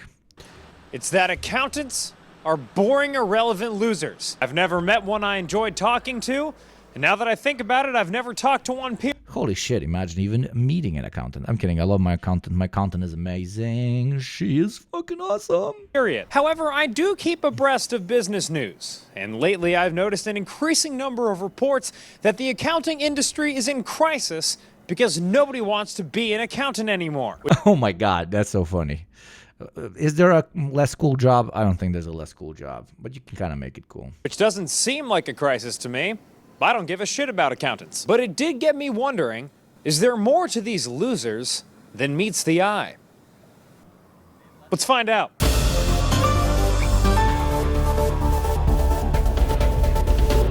Accounting is defined by Investopedia as the process of recording financial transactions pertaining to a business. Now, apparently accountants work in all sorts of organizations across the public and private sectors, doing scintillating stuff like auditing, filing taxes, bookkeeping, forensic analysis, payroll services, expense tracking, corporate oversight. Good God. The most highfalutin young folks gun for jobs at the so-called Big Four firms: Deloitte, PricewaterhouseCoopers, Ernst & You hate your life. You really fucking hate your life. You kinda hate your life. Young and KP. And you want to die. You want to die right now. You want death. You want death. You want the sweet, sweet release of death. Yeah, that's the Big Four. EMG. Lately, though, it seems like accounting's reputation is more or less at the bottom of the toilet. Do you want to work for around 5 to 7 years for basically minimal salary with the hope that after 99% of your colleagues leave, you will be given a more senior position and will be paid the good bucks, even though when you really calculated if you worked for another firm for the previous 6 to 7 years, what you would have been able to accumulate through constant promotions instead of the one that you're fighting a horde of other hungry young college graduates would have been a larger sum, then join one of the Big Four. Yes, your corporate mother or father will be very proud of you. Yes, your friends that know nothing about the Big Four will think you're making a lot of money. In the meantime, you will be struggling, hating your life, and also probably having roommates well into your late 30s. The Big Four. Sounds like you're doing good in life, but you really aren't. Like, it's really, really bad. You're also doing some buddies to work on the side because it unironically pays more. You also have no soul. Don't go into accounting. Don't become a CPA. Sounds like you're speaking from experience here. Hugo, you have no idea. You're gonna get a degree in accounting. Don't. I quit Big Four accounting after only working there for 10 months. I'm burned out. I'm working too hard. A shit ton of journal entries. So if you get an accounting degree, are you going to inevitably turn into a loser? That's a very high chance. But speaking of losers, you know what the S in ads stands for? Sucking. So don't suck, is what I'm saying. Don't suck. Don't watch ads like the one that's going to play in 2 minutes and 40 seconds. Instead, be the second thing that S stands for. A subscriber. For $6 a month for free through Prime, and for every 10 gift subs, I spend my own money to give you another 5 because we don't want to suck, but a new child soldier. Want to be subscribers. Please save me from JT's basement. I think he's gonna kill me any day now unless I reach the fucking subscription count. Like I'm not useful to the Second Thought Enterprise. It's very scary. It's very bad. Holy shit. Please save me. Thank you very much, Barry and Atto Curie, for the five gifties each, which leads to me giving another 5 from me, myself, and I. Thank you very kindly. And I'm now receiving information in my earpiece that I am not supposed to talk about that, and I will be receiving 6 whips. I'm sorry, Daddy JT. Thank you, Perfect Tommy, for the 5 months, and thank you, Sofa Cushion, one of the absolute OGs. Wonderful, a new child soldier. Subscriber. Pretty fair question. In the last... When's the Deprogram episode coming out? We got a Deprogram episode out, my friend. 15 years, the number of students graduating with an accounting degree has been in a steady downward trend. Meanwhile, the number of grads who... Lashes? Isn't that when you get whipped? 5 whip lashes? I'm getting lashed with the whip. Then sit for the CPA exam has also declined. The current episode, I think, is a Patreon exclusive if you haven't seen it. By the way, CPA stands for Certified Poo-Tang Agent. Just kidding, it stands... Wait, shit. Did we not get the teaser up? What? Fuck. Wonderful, a new child soldier. Fuck, you're watching in 4K, Yugopnik. Wait. Deprogram. No, there you go. That's the teaser of the last video. This is the teaser of the latest video. Subscriber. Yeah, this episode is a Patreon exclusive. People mentioned Andrew Tate. Okay, don't scare me like this. But I don't think we posted it on... Wonderful, a new child soldier. Subscriber. Yeah, there's no audio teaser, I think. No, there is an audio teaser. Jesus, chatter. Maybe shit my fucking pants. Wonderful, I'm receiving from JT. You will not be whipped additionally. You have uploaded it. Okay.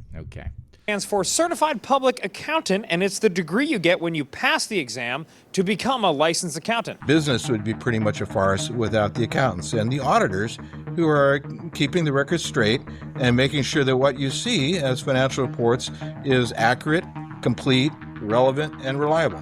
But unironically, we're making fun of accountants here. But if we did not have people that can actually go into a financial record of a company and figure out if they're laundering fucking money or not, or if they're stealing or not, we would cease to exist as a working class. I'm very fucking serious about that. Unfortunately, most accountants are hired by capitalists in order to help them do capitalism even harder. But some of them are good guys, support your local financial cop, I guess. Not all cops are bastards. The tax ones are kind of based. Stephen Kotelmeyer is kidding. They very often aren't, and they usually come after regular everyday people instead of large corporations. But yeah. The department chair, what's widely considered to be the best accounting school in the country, UT Austin. Hook 'em. Accountants, which are viewed to be dinosaurs in a bricks and mortar era, were not that highly respected. And then came about 40 or 50 militant leftist accountants. Do we have accountants in chat? Accountants in chat, say hi. Scandals and frauds, Enron, Realcom, we could go on and on and on. And all of a sudden people realize, hey, there might be a reason why we need these. Oh, what's up, George? You are an accountant. Hi. So, when I gift subs... For when subs gift to me, is that a tax deductible? Oh my god, a lot of accountants. Holy shit. What's up, yo Y? What's up, Space Goopy? Awesome. We love you guys, man. Keep saving us from financial ruin. Thank you for your service, dude. This is accountability, guys. So it seems I do not kneel for the troops. I kneel for the accountants. Like accounting provides a reassuring level of stability, not just for the economy at large, but also as a career that doesn't go bye-bye every time there's a recession. It's tragic. But wait, are you doing the I'm an accountant thing from the 2020 early 2020s where what you say you're an accountant but you actually work on OnlyFans?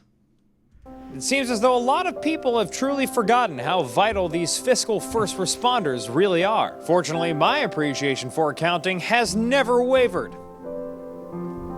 Not once. Yeah, the shortage is real. The pipeline challenge is real. It seems to be industry-wide. The large companies are struggling, the smaller ones are struggling, the public sector is struggling. Interesting you say that, Courtney, because... Holy fuck, what if the Warhammer that we will have, in Warhammer, so much time has passed since they developed advanced technology that nobody knows how to recreate it, so they pray at the altar of big guns and big tanks and big ships, thinking that they are...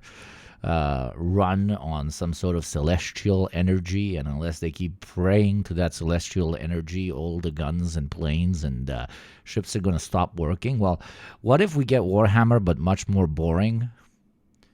And what I mean by that is everybody forgets how to do accounting. So just like all collapses, and accounting in the year of 2057 is us just praying at Excel altars like, please make this make financial sense. Please make this make financial sense. Warhammer Excel 40K in the grim dark future.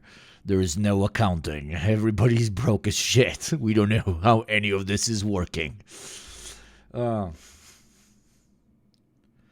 to have a fun tangent into something similar to Warhammer? Absolutely. Absolutely. Management strategy games already exist. This is how future accountants will be trained. Absolutely. That's a great idea. Fuck accounting. It's actually the worst career. I'm trying so bad getting out of here. Been here for 5 years. They pay like shit, and I work for a massive company that definitely pays above average. That sucks. Chat, don't do accounting. But this is just big accounting trying to manipulate your chat. Because they are an accountant, they know that it's getting more and more rare to be an accountant. So being an accountant is becoming more and more valuable, and they don't want you to become an accountant because that will, that will decrease their value, okay? Screw the Jewish question. What about the accounting question? How many of the world's wealthiest men are accountants? I can tell you for sure that way. 1 second. Have you ever thought that 100% of all of the world's billionaires have accountants?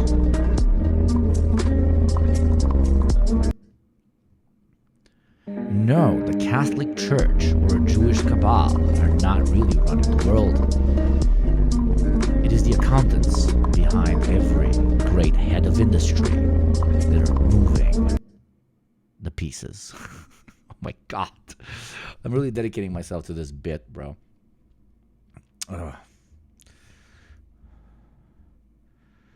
What is this?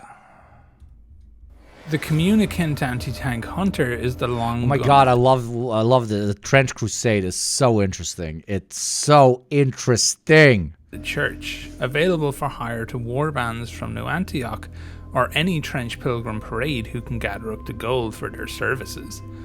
The result of the blessed chemical communion, they imbibe the blood and flesh of a Metachrist under the watchful eye. So basically, like, hell is real and it's invading planet Earth, and we be like, we're gonna fight you motherfuckers, and we pray and shit, and we become unhinged big killer guys, and it's also very, very grimdark. Of mentalist monks. It is this most holy sustenance that gives them the strength to wield the enormous anti-material. You want something that's more grimdark than Warhammers? Trench Crusade. You want something that is more grimdark than Trench Crusade? A world without accountants. The rifles they carry.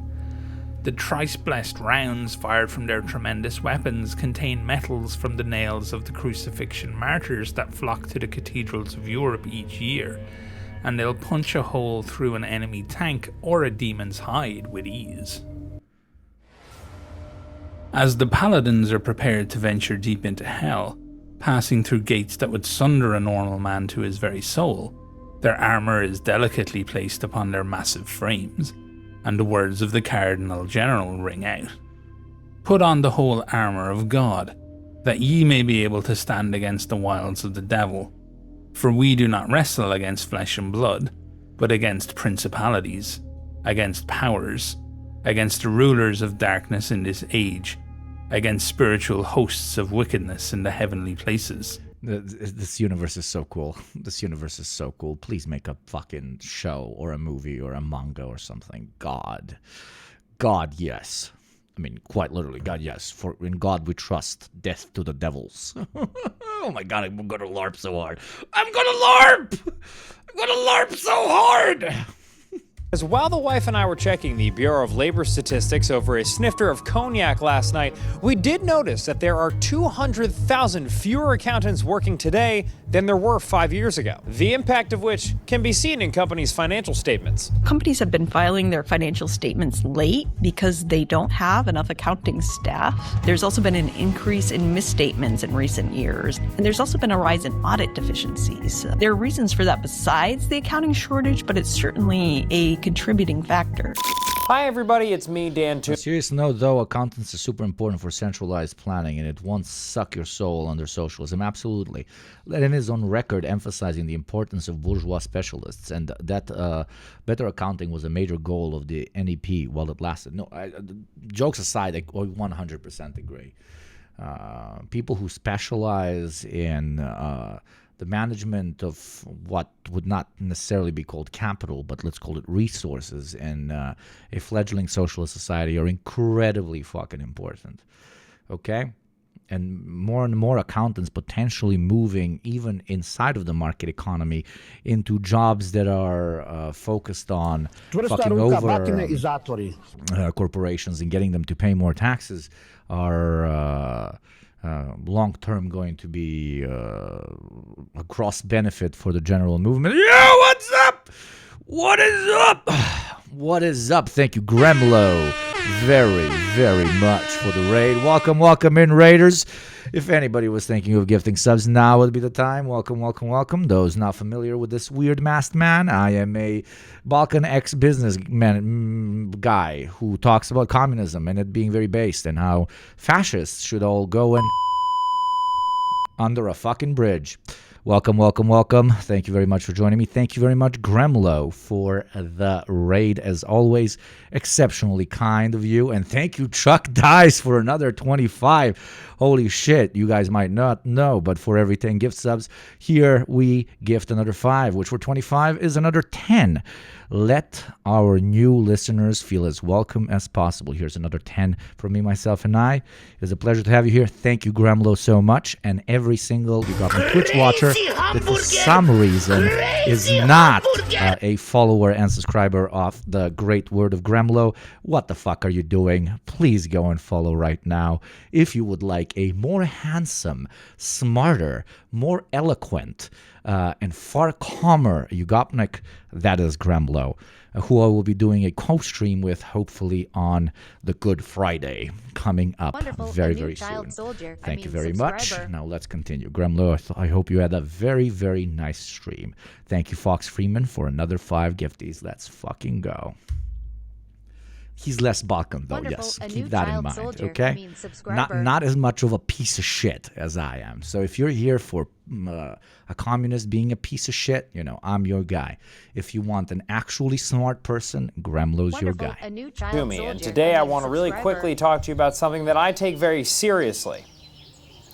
Online security. Now, obviously, as a sexual... Thank you, Filibuster, and thank you, Chuck Dies. Symbol, people... Louisiana is the Balkans of America. Absolutely. Louisiana is basically Eastern Europe. Dude, Louisiana is literally Macedonia, bro. Like the wholesome Balkaners, okay? So, Gremlo, you are a honorary Macedonian. People are always trying to... Gremlo Makedonac, brate, By the way, rest in peace to the 70 people that died in Macedonia the other day. Genuinely serious note now. It's super fucked up. A club burned down and a shit ton of people died. Super fucked up. Get my data, steal my personal information, use my identity, yada yada yada, all that stuff. And that's why I use Surfshark's VPN. Here, let's just pull up their website and check out some of these features. Great, so again, privacy and security, perhaps my biggest priority. Surfshark protects me. Ethical Reactionists will watch the fucking ad, I'm sorry. 24/7, wherever I go, online, keeping my info and data out of data breaches, blocking unauthorized attempts to access my webcam, blocking cookie pop-ups, and so on and so forth. And for the Gremlo watchers, we're currently learning about accountants, the underpinning of all that matters, both in the capitalist economy and in a future more socialized economy. Might sound boring, but It's not, because accountants are not boring. I promise. Crazy hamburger! I promise they're not. You can change your IP address to be in any country. So you can always access the stuff you want to watch, even if it's blocked where you are. So if you care about privacy, like I do, then and afterwards we're going to watch my video, and I'm going to react to my video because I'm the only actual fully ethical reactor guy on this platform. Stealing zero content, reacting to my own thing. That's so stupid. Thank you, Dave Legend, for the raid. Hope you had a great stream. Go check out Dave Legend. Thank you very much, Dave. Insist you check out Surfshark. There's no risk to trying it, and right now they're offering a 30-day money-back guarantee. Plus, if you go to surfshark.com/goodwork...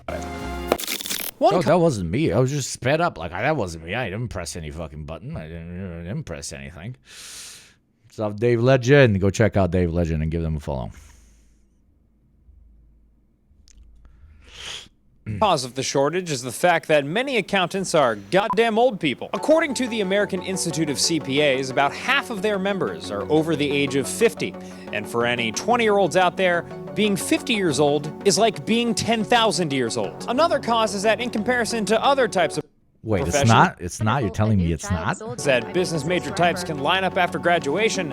Accounting doesn't pay that well. Most starting pay rates for CPAs tend to be somewhere between 40 and 80 G's, depending on where you work, which isn't as much as the pledge master who likes paddling you too much now makes a Goldman. Thank you very much, Axel Axenon, for the 5 months. Business undergraduate student at a good business school like Texas can get something knocking on the door, if not exceeding a six-figure salary straight out of the gate in finance or high tech. It's hard to say, well, why don't you take this $70,000 offer in accounting instead? I mean, I'm not going to do any fucking career advice, but if there actually is a crisis in accounting and there's not enough accountants, that means that if you go into accounting, there's a high chance you get a job, even though all the accounting chatters are telling you not to get a job in accounting. But again, take that with a grain of salt, because they might just want all the money for themselves, okay? Never trust an accountant unless it's your accountant, and really, really trust them, I guess, is a sentence I just said.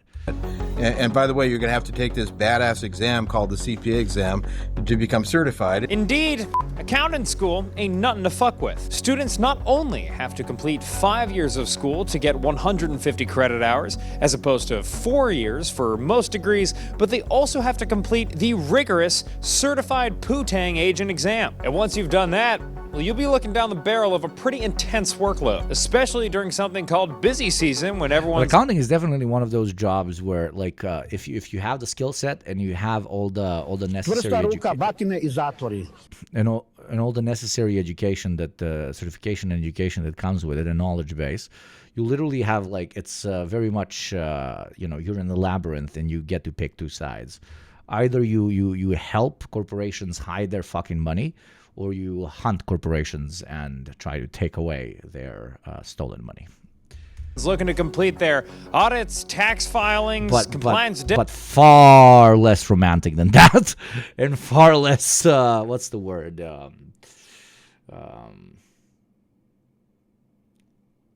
Far less epic than what it sounds like, okay? Being a crusader against money laundering is basically, you sitting in front of a screen for months on end. New accountant here, job security provided, you have good access to opportunities. Busy season does make me want to burn Minecraft down to the ground. That's forensic accounting. Yeah, for example, you can go into forensic accounting. I unironically have a friend that caught like a 2 million theft thing over in Norway, and now is like super high up and shit, which is very interesting because she managed to, like, just randomly, she was like a mid-level accountant, and she managed to find that other people in the company, like high ups, are stealing money from the company as a whole through different accounting mismanagement, etc., etc. They immediately tried to bribe her. She didn't do it. Okay, now they're all fired. They saved the money. They gave her, I don't know, a 10-20% boost, and they made her one of the higher management and closer to the executive body. Why is that important? Because, quite literally, if you outsmart them, that's the brilliance of this system that we hate so much, is that it when it sees bright people with an ethical compass, It just takes them and it throws money at them and says, but don't you want to be on our side? Don't you want to be on our side? Maybe our side. Deadlines and all that jazz. There has definitely been some noise in the system around the accounting profession and working way too much. There's too many hours. I'm overworked. I just don't want to do this anymore. I'm on the wheel. I got to get out of the rat race. All of those things. Now, there are calls from across the industry to make it a little easier to get your accounting license. These include reducing the number of credit hours down to 4 years of schooling while emphasizing work experience, something that this state called Ohio has already done. Others... Oh, no! Ohio. Ohio. Believe that the shortage provides a wake-up call for big business to cough up the moolah and raise accounting salaries. Our friends in the business community, if they want more of us accounting guys and they want more people to say, hey, that major is for me, they need to up the ante a little bit. We need to up the ante, we need to sex it up a bit. There you go. There you go. Yeah. But none of these new proposals address perhaps the most impactful element that's pushing kids away from accounting, which I've been subtly hinting at. We all think it's lame as hell. Historically, accountants haven't been marketers. We don't do a great job of marketing ourselves. It's not the coolest thing. The image of accountants tend to be, sitting behind their spread. All the people that used to be accountants and now Twitch streamers, look at me. I wish I was something even worse than an accountant. I worked in marketing. Sheets, a green visor on, and smoking a cigarette with a desk with a lamp. Not being so much extroverted or having good communication skills, etc. There aren't like movies where like Leonardo DiCaprio is like a cool accountant. Very few movies that talk about accountants and what they do. I hear accountant and I think of Rick Moranis in Ghostbusters, the nerdy little guy with the squeaky voice. You might be auditing, one thing or another, but is that necessarily? That just sounds anti-Semitic to me. Fairly sexy? Is any of this really sexy? Amongst the swath of accountants that the Good Work Investigative News... Dude, when I think of accountant, I think of this.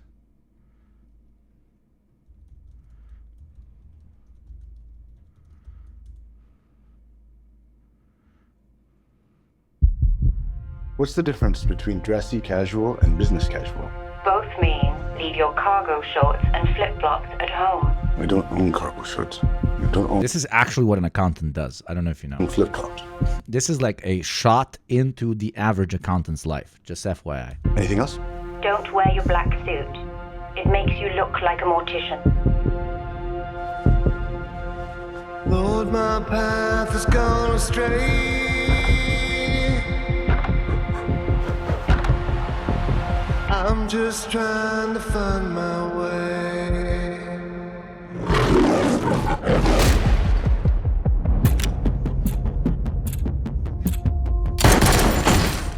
Now that you have gone away, why'd you ask if he was having money problems? I'm just trying to find my way. You see how important accountants are? Does that make you nervous? You're an escaped convict. Of course, you're an accountant. You fucking terrify me. Trained by mob for a reason. Accountants, your clients are drug cartels, money launderers. Is that a yes? Ray King has been murdered. Do you like puzzles, Mr. Wolf? I need your help to finish the job you started. What are you doing? Waiting for you to finish. So you can do what I need to do. Be an accountant. Never meant to see. What do you want? Hello, it's me, your brother. You can't tell from the tone of my voice that I know it's... Oh my god, you see, the accountant is friends with the Punisher. You? Can you be in Los Angeles, California in 24 hours? Goodbye. Braxton? All those things inside of me. Was your brother up to speed on the case? A Fed, huh? I need to know who Ray King was meeting with. Let me do the talking. Also, like, come on. One of the best shows made in the last decade. Okay? Literally about a fucking accountant. You're telling me that we don't have enough media that makes accountants look badass as fuck? Husband's partner was murdered. What? Let's all stop playing this game, shall we? Lying. The guy literally wins the game by like accounting out of it. He defeats narco cartels by out accounting them. Okay. The running. Aren't you both tired? We made a choice to move our family to a more peaceful place. Mom, what are we doing here? Your father's laundering money for a Mexican drug cartel. Dude, tell me this does not make accountants fucking sound sick as fuck. Okay. Fine, I'll watch Ozark. What the fuck you haven't what the FBI, open up! now. Fuck watching me. Go watch the Ozarks, right? What the fuck you haven't watched? Incredible show. But yes, bullshit. Accountants, a lot of media is pro-accountants, okay? News team including YugopnikTwitch. spoke to for this report, 100% of them cited accounting's reputation as the primary reason why their industry is bleeding recruits. And it's clear that for society to revive the accounting profession, what's needed is a complete makeover of the industry. Princess Diary style. Because in the course of this lengthy investigation, I must... Caught. I looked at my door. What the fuck was that sound? Hey. Welcome to YugopnikTwitch, my friend. FBI, open up! admit that my heart for accounting has grown by 10 Grinches. Plus 2. I've been able to work for organizations that did charitable work that was important for me. I was able to be at a college helping other people get educated, all again because I was in accounting. Accounting ends up being one of those few professions where whatever area you're interested in, there's a place for you if you're an accountant. If there's a shortage of accountants, your local Communist Party definitely has a position for an accountant, like unironically. Like, imagine mutual aid where you help very impoverished people to manage their finances, like unironically. It's based as shit.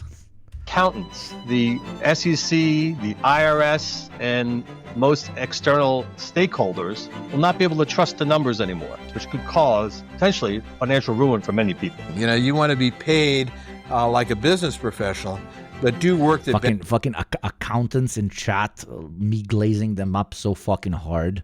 Like this is what accountants in chat feel like, okay? The country of Chad, of course. That's what I wanted to show. Benefits society. Be an accountant. The KPO has had the same person do most of the accounting for the last 30 years. Come on. You gotta help this person. Because it is as close as I've come to blending a broader benefit to society with a business degree. Now, this isn't to say that there haven't been a few valiant attempts to rehab accounting's image before, from Ben Affleck playing an autistic okay, they mentioned it. action hero in The Accountant to the financial edutainment thriller. What? He's autistic? I thought he was just an accountant. Oh my God, I'm sorry. Green Shades by our very own Greg D. Adams, CPA. Green Shades is a darkly humorous international crime thriller where your protagonist, Dex McCord, is an accountant, or in this case, actually it's an auditor, who sends his friend to India to do a simple audit, and when his friend comes back to Australia, his body is found washed up on the northern beaches of Sydney. And when McCord goes to the funeral, he starts to unravel the facts that, hey, this was not a surfing accident like the police said. This was a reason that he was murdered. But be careful. I have to warn you, Green Shades has a little bit of violence in there, some sexual tension, and some accounting equations. And the sexiest part of that whole fucking pitch are the accounting equations. Now, I am pleased to report we have some good news on the accounting sucks front. This past year's enrollment numbers are promising and might hint at an easing of the shortage. Nonetheless, my sources say we are far from out of the woods, and I do think it may very well be time for more extreme measures. There is... I mean, sex and accountants, is there really a difference? A negative stereotype that's just undeniable about the word accounting. I almost wish sometimes I could just change the name. Let's fucking do it, Steve. Audit monsters, math Rambos, number nymphs, tax masters. I mean, come on, this is easy. There are dozens of better options than what you have right now. And while we're at it, instead of Ben Affleck, why don't we cast someone else who'd be more believable as an unsocial dweeb who's unrealistically good at firing guns? Do this, and I promise you'd get more accountants in the door. It's for the good of the industry. But more importantly, call them tax masters. the good of the business world. For good work, we all want that akusi. That akusi good. Make you feel good at night. Do your accounting in the morning. You know what I mean, brother. Nothing makes me hornier than saving some of that fucking tax-deductible money, brother. Akusi strong. And for accountants everywhere, I'm Dan Toomey. Thank you very much, Dan Toomey. Thank you very much. Now, everybody go subscribe to Good Works because they do good work. I think that's literally the reason they called it that. A Yugopnik video with Yugopnik. Watching the Yugopnik video.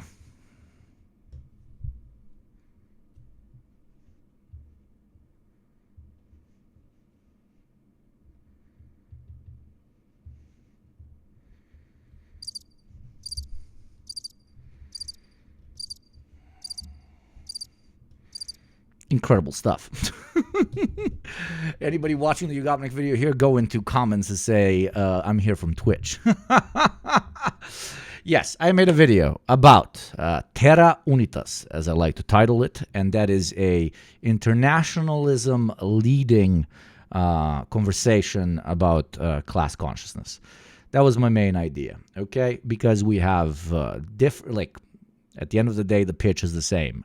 Communism-based, we need it if we want to get out of the current shithole we find ourselves in. But I wanted to create a larger, grander image of what we can one day hope to achieve if we evolve past this simplistic megamall of a system we currently find ourselves in.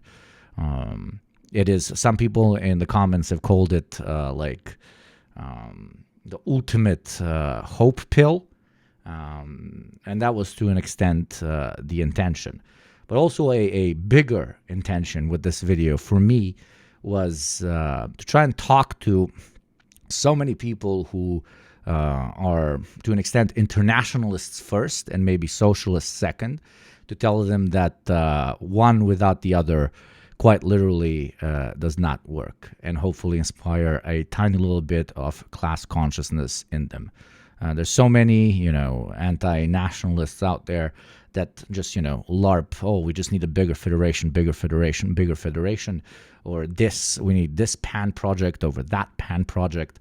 Well, without the underpinning class issue being resolved, they will not be able to ever potentially see such an outcome for their species. That's number one. And number two, and arguably more importantly, I want to utilize that very tribal instinct we all have, that unfortunately only reactionaries have managed to kind of steal away and utilize it for greater and grander division amongst different members of our species, of different ethnicities, different cultures, and different nations. The idea that we the best, basically, but expanded on the entirety of the Homo sapiens, as they call it, where I basically make the thesis of calling all projects and all systems who do not push us towards greater unification and eventually full unification of our species as de facto treasonous to our species. So yes, ethical reacts of Yugopnik to a Yugopnik video. You don't got no Twitch streamers doing that shit, brother. What you're about to watch is brought to you by me. Holy shit, I can hear myself. This is going to be so fun. I fucking hate listening to myself. It's TV, the world's premier worker-owned streaming service. Also, Means TV, very based. If you want to join Means TV, write Means TV, and you get 2 weeks off. You get 1 week off and 20% off, both on your annual and normal subscription. Actually, I have a better idea. Wait, Means TV. One moment. Am I logged in? I'm logged in. Is it going to work? Let me see if it's going to work. 1 second.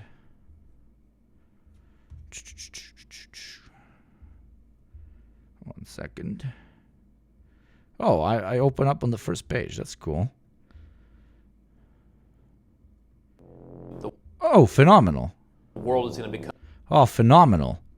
Let's watch it on Means TV, that you can now join, and you should join, as the premier worker-owned streaming platform that is extremely based, and that I'm very proud of supporting, that has been pro-Palestinian from day one, that has not banned any pro-Palestinian content creator, and that is 100% worker-owned. Anybody who joins Means TV also directly supports whatever socialist content creator inspired them to join it. So yeah, you got a link in the what do you call it, in the chat. I really strongly suggest it, but I unfortunately do not have the YouTube plugin to let me full screen it properly for Twitch. So let's do it something like this. The world is going to become one world government. One world government, this one world economy. Are they going to take Christ, or are they going to follow the Antichrist? Great Reset, is it setting the stage for a future global system ruled over by you-know-who, the Antichrist? Toward a one world economy, bank, and government. This is a spiritual battle, right? Oh, absolutely. The one world government wants to keep tabs on what you eat and where you go. This would be a government, a world government, where you don't get to vote on anybody. This is everybody's worst nightmare.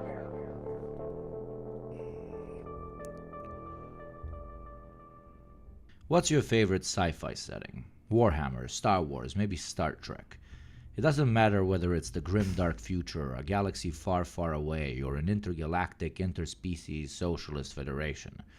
They all share one similarity, to a greater or smaller extent, a united humanity. Humanity under one banner. And sure, there's room. So yeah, if you want to watch it ad-free, you can go on Means TV. Unfortunately, I do not have the plug for fucking Twitch to play it there, so I'll play it here. That my channel has now joined. So don't go anywhere after the video ends. To celebrate, I have an update and a juicy gift for you. Now, let's begin.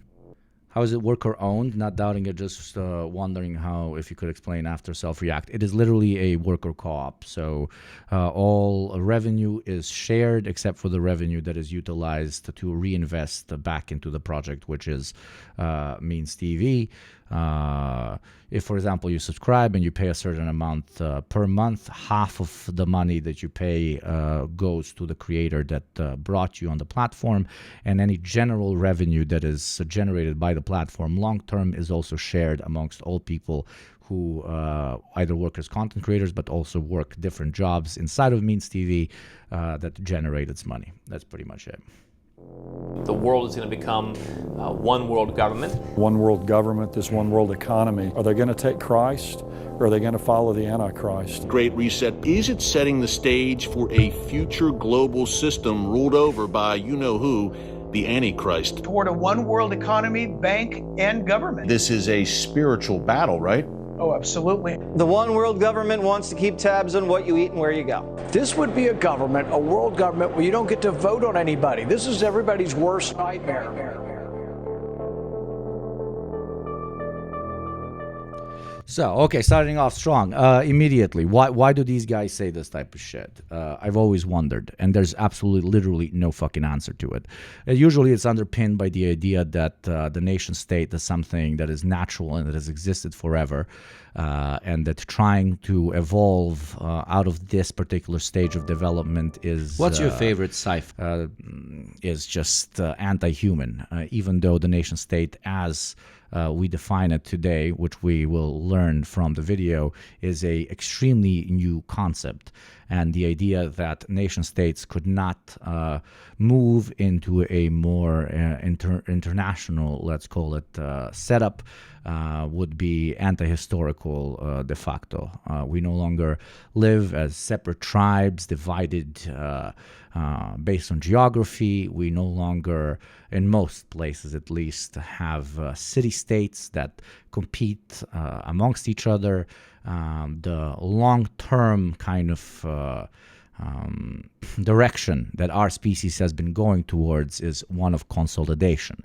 And greater consolidation always happened when we moved from one system of organization into a less, quote unquote, exploitative one, even though that is a subjective conversation as well. And I argue that by addressing the class dichotomy more and more, that will also lead us into addressing the problem of reactionary nationalism as well. Device setting, Warhammer, Star Wars, maybe Star Trek. It doesn't matter whether it's the grim dark future, a galaxy far, far away, or an intergalactic, interspecies socialist federation. They all share one similarity, to a greater or smaller extent, a united humanity. Humanity under one banner. And sure, there's room made for separatists, factional infighting, and ideological disagreements. But there's no believable, long-term spacefaring future where humans still segregate themselves under the banner of country. So, in the beginning, okay, relatively LARPy, why are you using fucking fictional universes as a premise to introduce this wider conversation? And the answer is not LARPy, but rather simple. In all of our, like, what is sci-fi if not our kind of imagining of a future that we would nerd exactly, of a future that is potentially possible for our species. And in every single instance of a spacefaring future for our species, humanity is in this or that form turned into a larger federation or outright completely united into one entity. TLDR, nobody can imagine a grander future for humanity without admitting that it needs to unite first. That's why the use of sci-fi or whatever, because it is a great prism for us to understand, for us to see our potential, no matter how utopian sometimes it might sound. Ethnicity or race. Why is it then that we still divide our species into tribes, often with pride, when we are very capable of not only imagining but understanding the necessity for unification? Is almost every country we know today not a product of the idea that thousands, millions, billions can share a common identity so strong as for them to call themselves American, Chinese, Russian, French, Kenyan, Argentinian, Korean, or Greek? An idea that would make the many scattered tiny tribes of our ancient past confused beyond understanding. How could so many identify as one? How do you even manage such a large union? What's in it for the cities or villages? Those are just a few of the many questions our ancestors would ask. So, following that very same historical process, why should it be so hard for us today to begin thinking of an even greater union, of an identity closest to our truest of truths, our species, our humanity? Well, that's a big one. So, in this short video, I'll try to pose two questions that might get us closer to understanding at least 1% of our relationship to this organic yet strangely utopian idea. One. There you go. That was the point. Using fiction really isn't far-fetched, considering most conversations I have with a typical American involving real-life politics always goes back to some sort of antidote or message that they learned from a Marvel movie. Absolutely. No, I mean, and obviously it's a great kind of hook in the beginning of the video, in my opinion, for people to get a grander idea of what it is that we're pitching, because it has been depicted so often in fiction. What's been historically and systematically stopping us from developing such a project? 2. How might the most progressive version of such a project look like, and why it is, in fact, good? Now, I understand this discussion might seem silly to many of you. You have much bigger problems to deal with, like paying rent, raising kids, being raised as kids, or taking care of God knows how much debt you might have accrued.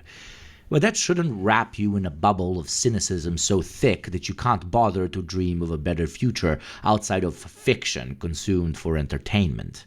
Remember, if we had... And also, almost every single, if you're really into past socialist experiments, some more successful than others, and some still existing, depending on your perspective, the long-term ideal for a future was eventually expanding into the stars.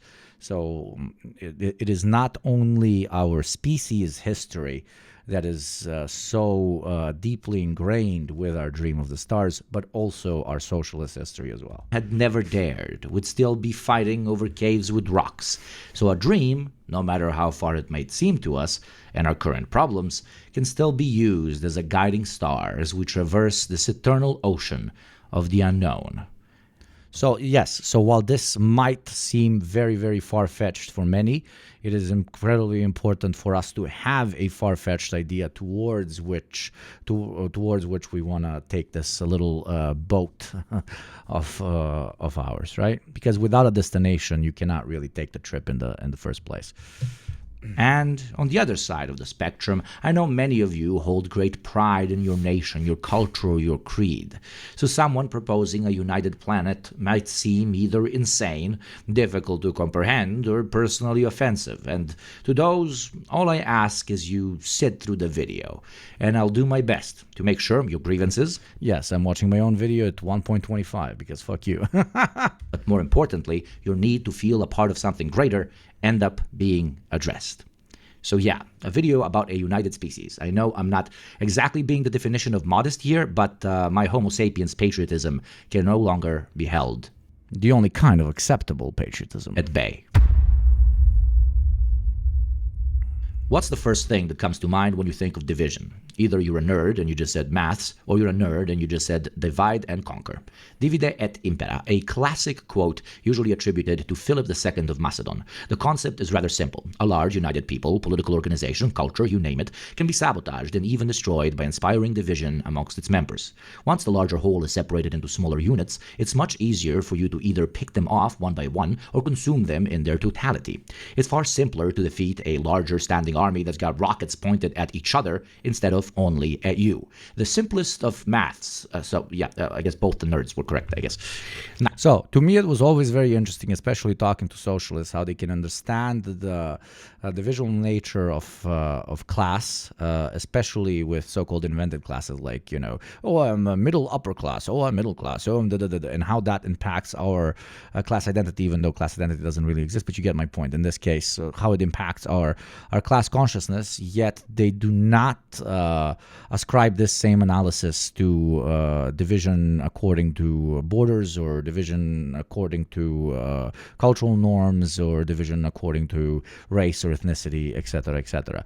Well, some of these might be very real, except the race thing, stuff like culture, ethnicity, and so on, because we have all accepted them to be real, and because of the many different ways we might live our lives might be very different from a Brazilian to a Chinese person to a Nigerian, undermining or rejecting the idea that these differences can be and are actively utilized as a way to make us weaker, both as individuals and as groups, is absolutely unhinged. Thank you very much, Monique, for the 10 gifties. Here's another 5 for myself. Thank you very much for supporting the only ethical Twitch streamer in the world. I'm fucking around, of course. And thank you very much, Dirty McNasty, for the prime sub. A Welcome, new child soldier. Now, why am I throwing around ancient bro slang? Because at its core, that's the answer to this whole question. We remain divided because we are easier to control, manipulate, and rule. Oh, and there's like a lot of money in making us fight each other. And I know, some of you are screaming about how we already have institutions like the United Nations. Sure, a great first step towards a grander idea of human cooperation. I'm glad we have it, but an institution is only as relevant as the power it can exert. And as we've seen in Gaza, the UN, unfortunately, even with all of their fancy rules and regulations, cannot do anything about the active genocide because of the massive power disbalance that are exhibited in between states, especially with the United States being the only global superpower where without its approval, no breaking of international law will actually be litigated to its full extent. And why is that happening, and why the United States is in such an imperial position is again answered by the class dichotomy of what exists in the United States itself, etc. And as long as certain individuals, that's why the UN is, a chill fucking idea. But at this point, only an idea. An idea is only as valuable as the material reality that it manifests itself in, aka how much shit it can do, especially in an organization. It's great that you're LARPing and talking about an international law, but what are you doing about it? And Palestine, unfortunately, is the prime example of why, at the end of the day, international law is very LARPy. Individual nation states carry more power and influence, both diplomatic and military, than the UN, then it's... feels strange to have Yugopnik interrupt Yugopnik. Do you know how strange this feels to me on top of that? Relevance is respectfully more symbolic than practical. But how do we get here? What's this nation-state thing? Well, contrary to popular pop culture beliefs, people don't think up ideas because they want to exclusively screw other people over. Quite to the contrary, ideas, beliefs, and ideologies often come from a place of vision for a better future. And so did good old nationalism. But nationalism, just like any other ideological current, often ends up outliving its usefulness and sometimes even causing harm, both directly and over a longer period of time, on average. So, in this particular case, the story, oversimplified, went something like this. Man says God gave him right to be king. Everyone says, well, for real, I guess we're doing this for a while now. People get the shit worked out of them on the land the king owns. King gives them scraps. King and his wider family of royals live it up super champagne orgy style, just nobody has shaved armpits and it all smells very, very weird. General population, including peasants, workers, and the now relatively wealthy merchant class, says, what the fuck, this makes no sense, why did we do this for so long? King tells them to eat cake. They kill King. Okay, country is now no longer just owned by one guy who thinks he's good friends with the big G, so what's going to keep the fabric of society from falling apart? Well, a bunch of economic and legislative systems that the narrator has better videos on, but more relevant for the topic, nationalism. What makes a country is that it's shared among people of the same, people. And there we have it, brilliantly oversimplified beginning of nationalism, the nation-state and national revolution. Beautiful, isn't it? Used to this day by peoples who want to liberate themselves from colonizers. Obviously, a massive oversimplification, but at the end of the day, the crux of the matter is just that. At least in the Western Hemisphere, the place you lived in, it was defined by who the ruling family is, and was John's kingdom, Bob's kingdom, Friedrich's kingdom. And then you would go and fight for this guy because your local landowner makes you go fight for this guy. Obviously, you had professional fighter class, warrior classes, etc., not too overcomplicated. But the main thing, the main overarching administrative structure was the feudal lords and those given right by God to govern over a particular territory. Once we kicked those guys out, obviously we needed to create different economic and administrative models in order to govern this, but we also needed an ideological underpinning of why is France France and not Germany, and why is Germany not Italy, and why is this not that? And kind of the answer that nationalism pretty much gave us is that the glue of a particular society is based on who those people are. That glue is very flimsy already de facto, and it's already being questioned with immigration, with the great melding pot, which is our current kind of global culture, etc., where we're going to talk about global, cultural imperialism later, etc. But in the beginning, and even to this day, in some more reactionary currents, the people of a particular place are a particular ethnicity, very often even a particular race, a particular way of life, a particular religion, depending on who you ask, right? But the fact that it can jump in between all of those definitions, very often definitions that have been created by man himself and are not, just real, such as race, we already are led to a conversation about what the fuck even is the nation. But usually people stop right there. What this video is trying to do is also ask the question of what sort of glue one needs in order to define themselves as a part of this particular unit. And as I previously said, under a king, it was, we all followed this feudal lord, willingly or not.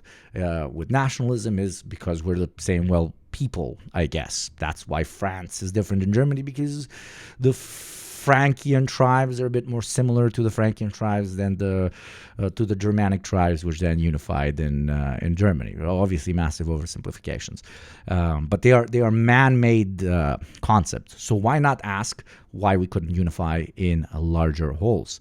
And that can only be achieved through the both material, but also to an extent metaphysical criticism of what it means to be a German, what it means to be a Frenchman, what it means to be an Italian, which, after only a little bit of scrutiny, obviously falls flat on its head because it is inherently, respectfully, very fucking irrational, at least in its in the form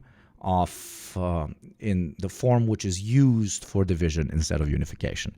Obviously, nationalism was greatly used for unification as well, which now in this part of the video I also address. National revolution. Beautiful, isn't it? Used to this day by peoples who want to liberate themselves from colonizers, monarchs, and oppressive foreign occupiers, right?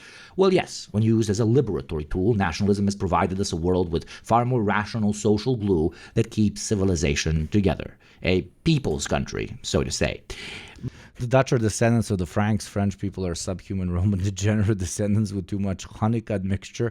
How dare you slander the glorious nation of the Netherlands like this? There you go. Exactly. Great joke. But that's unironically like what you have to believe if you do believe, if you want to fully dedicate yourself in the belief that people of different so-called nations cannot coexist in the same governmental, in the same same governmental structure, let's call it that. But then nationalism also gave us this.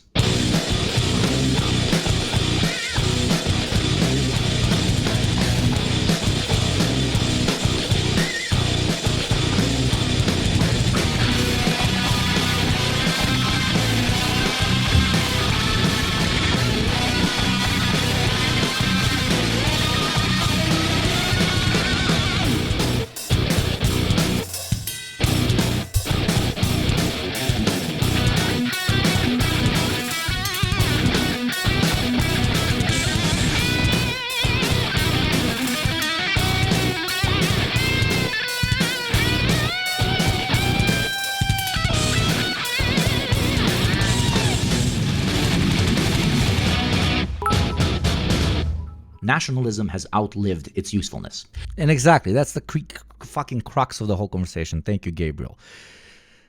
Any sort of man-made idea which attempts to separate itself from the material and tries to only justify itself for some sort of value that it says it carries only because it exists, eventually gets turned into a reactionary concept which kills progressive thought. An overcomplicated way of saying that if you allow a man-made concept such as nationalism to no longer serve greater unification or greater progress of both its domestic population and populations abroad, it stops serving humanity and therefore should be evolved out of. This is a very classic Marxist take, right? What united us as nations is now used as a cudgel for hate, unscientific ideas of... Right, just to repeat, nationalism very often was used in an anti-colonial context, in a unifying context, in an anti-monarchy, anti-oppression, etc., context. But so was a gun. So was electricity. So was anything. So was any other social construct to an extent. The moment we should stop using it maybe is when it's causing more harm than benefit.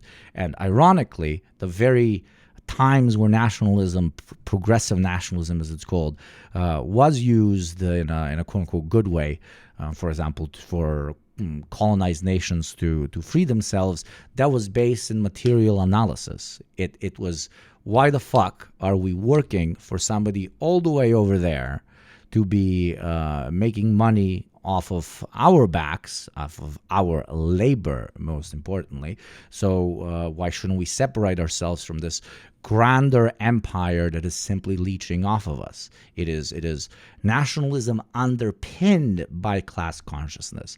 But nationalism not underpinned by class consciousness turns into, well, fascist mentality.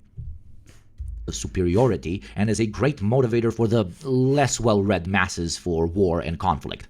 A tool once used to bring city-states, religious groups, and social classes together has now been hijacked as an argument for division, isolation, bigotry. Let him talk about this as well. Yes. Yes, a lot. Through ignorance and much. This is the underpinning of Soviet internationalism as well, of Yugoslav internationalism. More. Large imperial power. It does not deny the fact that it was utilized in order to free oneself from colonial and imperial rule.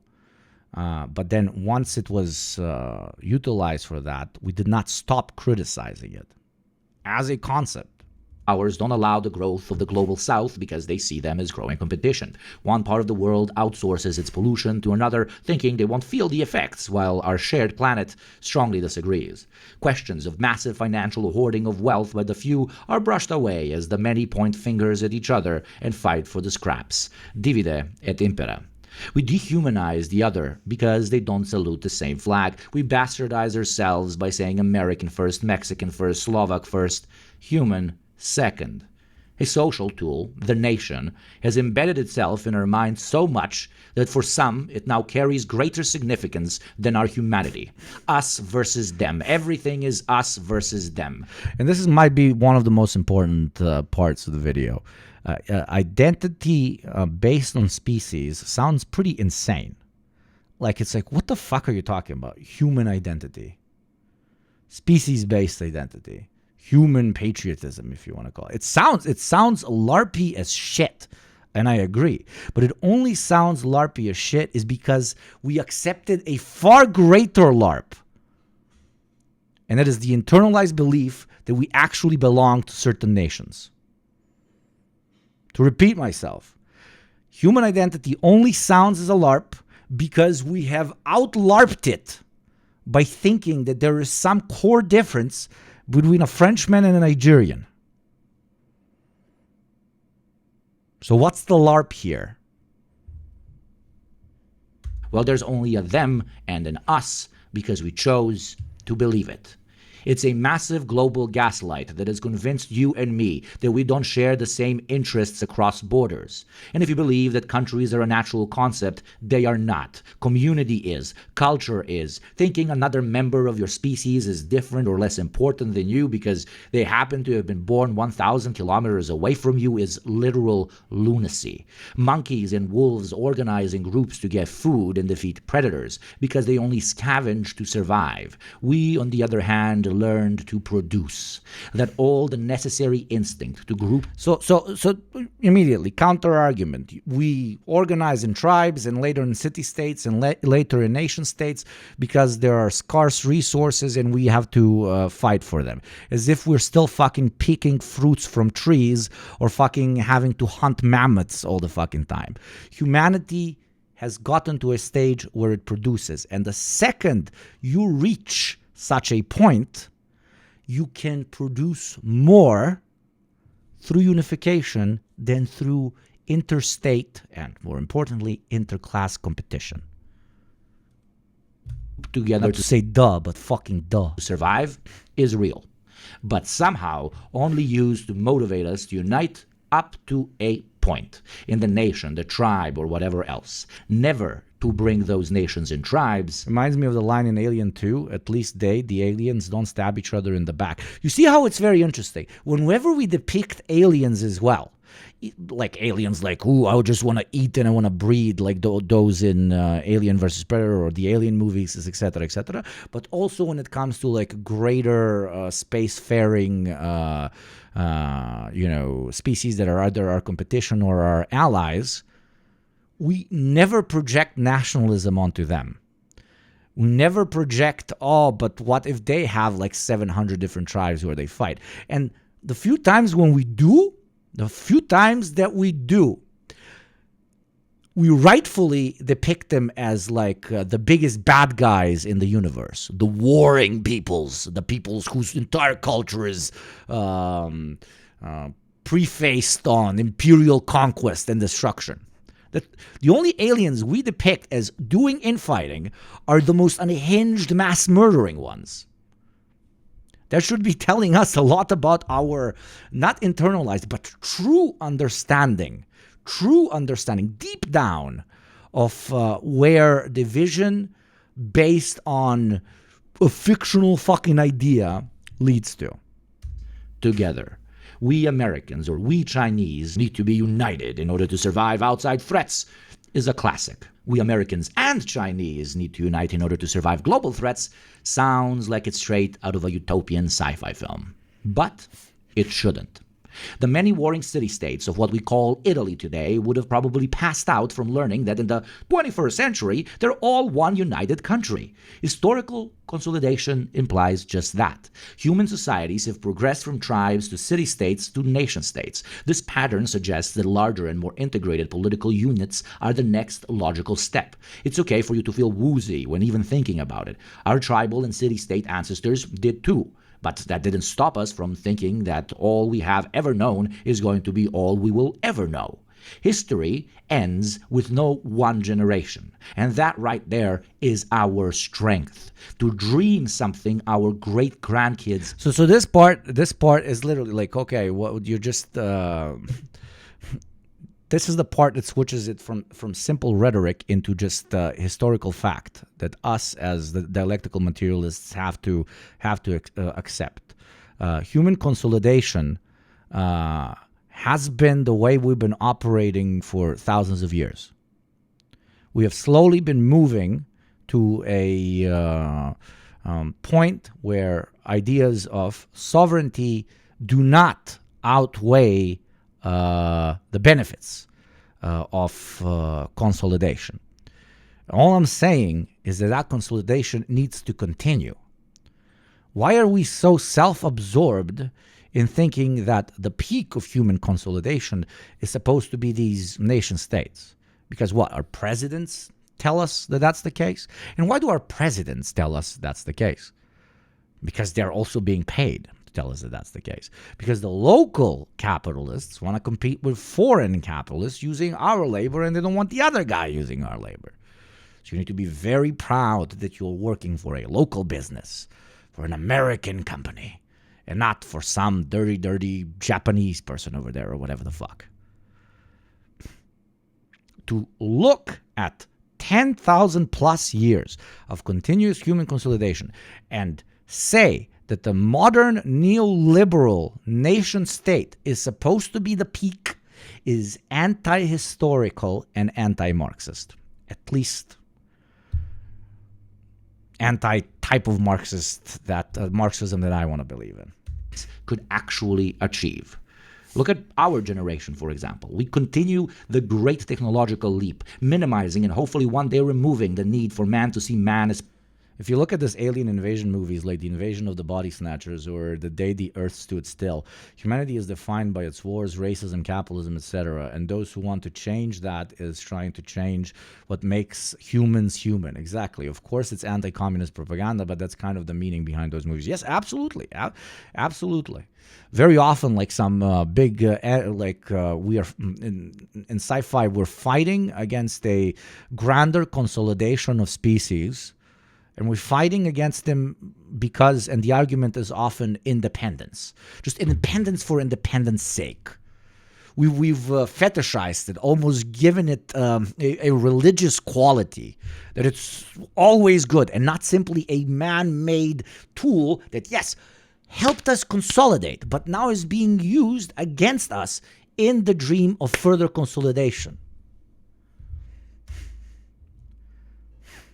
Predator anymore. That being said, this instinct for self-preservation will never disappear. So I'm not asking you to ignore it. To the contrary, please follow through on it. Because if we trust it, but fully trust it, we know that deep down on a planet with finite resources and technology that can help us all utilize their maximum potential, global cooperation will help us self-preserve far more than division and war.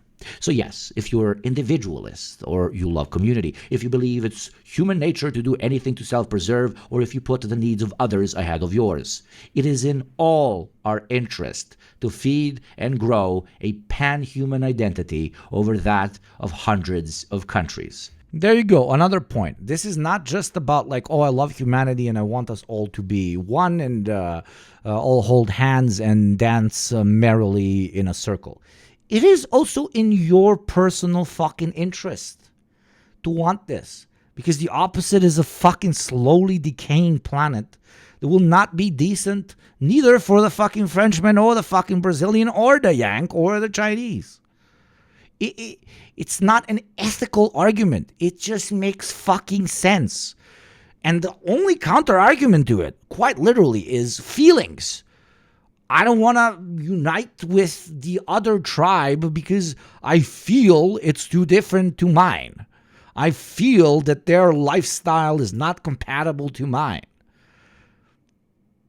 Why is it not taboo, even in the wider left, as it shouldn't be a taboo, of course, to, for example, criticize domestic groups that say, you know, immigrants can't be a part of the larger American whole or the German whole or the British whole or whatever, just because they come from somewhere else? That's like a normal, not hot take to have. There's a normal, not hot take to have. And it shouldn't be, because it's a stupid fucking take to have.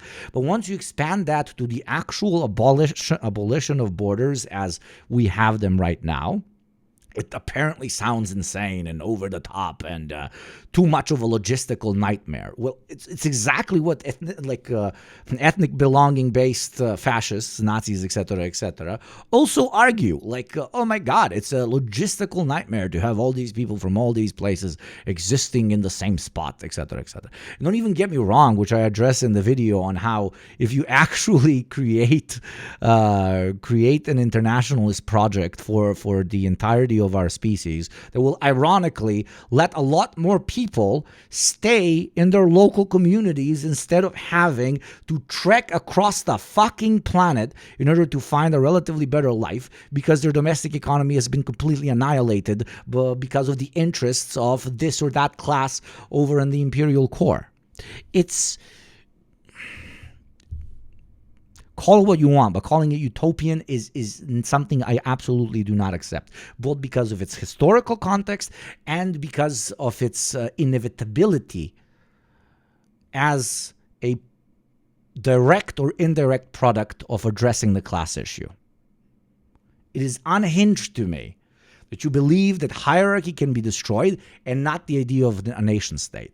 It is unhinged to me for someone to believe that national identity is supposed to take precedent over one's identity with their own species. With the closest thing we have to a wholesale definition of meaning. It's continuation. It's continuation. And no, that does not only mean by having more kids. That means quite literally ensuring its continuation. So if particular ideas, particular waves of organization, in the long term impede the future of your species, they are far more destructive than even the craziest of anti-natalists or whatever. They are anti-human and therefore anti-you. And therefore treasonous to your very species and to your very prime directive. It is both a matter of want as well as survival. Okay, we're already setting ourselves up for failure with a question as large as this. So, to make things simpler, I'll give you my view on the early stages of a sustainable, progressive world union. Most of these concepts come from plenty of different ideological currents: internationalism, socialism, humanism, as well as classic academic political science works like that of Alexander Wendt, or if we go back far enough, even Hegel. It's also very interesting that there's no real term for pro-unification theory, as it's always been considered just an aspect of other political theories and not worthy of a term of its own. And while I agree that just proposing unity for unity's sake is not to jump the gun of the video, or I feel my culture will be subsumed by their tribe. Fear of cultural loss is real threat. Yeah, I addressed this. I addressed in this video. But, one cannot deny that certain cultural subsuming will happen, but cultural subsuming will happen no matter what you do. Of some extent. Ironically, a global socialist federation, or whatever you want to call it, or a human socialized system will ensure actively the preservation of more cultures than just letting this system, which encourages cultural imperialism, coming exclusively from the center of cultural imperialism to flourish. The LDR, if you do not want all of us to be, it gets addressed in the video. If you don't want your culture to be completely lost and all of us to eventually become Americans, unitas mundi, this idea is how you get to that point. Literally. What's up, Raiders? Thank you, Argonian Bum. Everybody go check out Argonian Bum. Give them a follow. I hope you had a lovely stream. Thank you very much for the kind raid. As an idealist platitude, I find that not giving a concept with such world-changing weight a name is also too simplistic. So, let's call it unitas mundi, Latin for unity of the world, which should, of course, be adapted to the ancient languages of every corner of the world. I love how some people, and I saw some in the comments, are like, oh my God, the Eurocentrism is showing in Unitas Mundi. Have you watched the video? I literally said this sentence would be adapted to every single language that exists on planet Earth. That's it. Jesus. Unitas Mundi.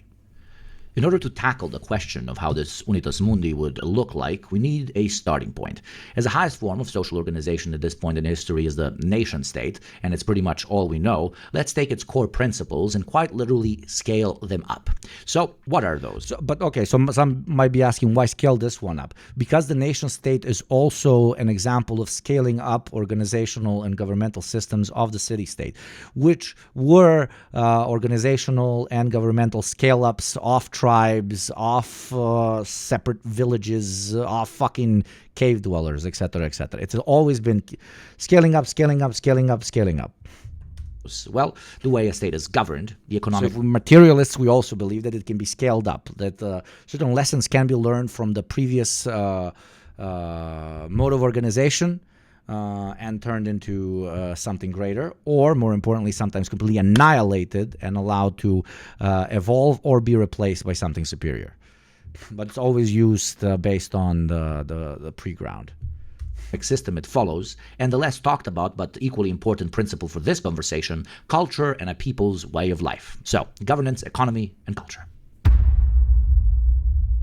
And for future videos, if you think that I should address other stuff, obviously you can go much deeper into any of these particular three.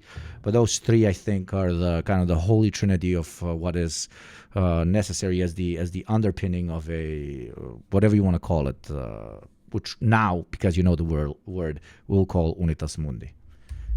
Because I don't want to call it world government. It's not what I'm introducing it all, even though the title is clickbaity intentionally. According to historian Alexander Wendt, just as nation-states emerged by centralizing control over violence within a territory, a world state will emerge by centralizing military and coercive power on a global scale. In a world without a higher authority, the way it is right now, states seek to ensure their own survival, leading them to create institutions that protect their own sovereignty and that of its own dominant classes. The scale-up of this scenario, at least in its founding, is likely to follow historic patterns, the way city-states organized into allied territories and eventually unified into what we now define as countries. The slow and often peaceful process of joining interstate organizations, which allow for free movement of people, goods, and ideas, eventually lead to a breaking point in which the functional benefits of the larger union outweigh the costs of sovereignty. And why, Hugo? What, for example, some might be asking, why do you think this can happen? Because it's literally happened before for tens of thousands of years. Consolidation, consolidation, consolidation. It is unhinged to believe that it will not continue because of your literally feelings that being fucking German is so fucking important to preserve. In our past, not as a culture, but as a system of organization. A government is only supposed to represent its own so-called nation. That is what is being questioned here. Not the German way of life or the Kenyan way of life or the Spanish way of life. City-states came together and formed federations, unions, or just straight-up centralized governments. The theory goes that this same process can be replicated for a wider union between countries into pan-unions, and eventually formal unification of those as well. Obviously, this is just theory on the best-case scenario, as we... Again, theory based on what happened before. You had city-states organizing into federations that eventually organize into what we today define as a nation-state. Sometimes through conquest, sometimes through literal just economic consolidation, which eventually led the benefits of unification to quite literally outplay the benefits of sovereignty for the sake of sovereignty. We know things rarely go perfectly for our species, but the argument... If there's one thing I want you to fucking pile into your head from the Unitas Mundi idea is that sovereignty for the sake of sovereignty is not a good thing. It's a tool. It's like you're saying a hammer is good because hammer. Gun is good because gun. Fire is good because fire. It completely ignores duality. It completely ignores what it's utilized for. That problems like climate change, nuclear proliferation, or imperialism cannot be effectively addressed by individual states is a fact we live every day. So, how an eventual unified Terran government is formed will be dictated by history, likely following the previously mentioned historical patterns our species has exhibited in its drive to unification. So, it is less a matter of how and more of when. Spain and Italy, as you said, are great examples of this. The concept of nationality kept being expanded. Absolutely. Before it's too late. But okay. And the concept of nationality needs to be expanded so much that it eventually denies nationality in itself. Because that is the rational conclusion you have to get to. When you keep asking more expansively about what makes us us. It's just material fact. Let's say it does happen. What would governance look like? As I said earlier, in the beginning, we scale up. Just as we have sovereignty over the governance of countries and cities today with mayors, domestic councils, and so on, we can have a similar system in place for the territorial sectors of the wider pan-human system tomorrow. So, just as the people of Berlin decide what happens to Berlin, they also share a budget with all of Germany. They also can't just go and take over a neighboring village and call it Berlin too. They might have a thriving industrial sector, but without the agri-sector of the periphery, they'll never have enough food, etc., etc. Their membership in the wider union, Germany, is what benefits Berlin and Germany as a whole. So the same way you're listening about the idea of Unitas Mundi and it sounds logistically absolutely insane to you is because it is. It is going to be extremely complicated and difficult.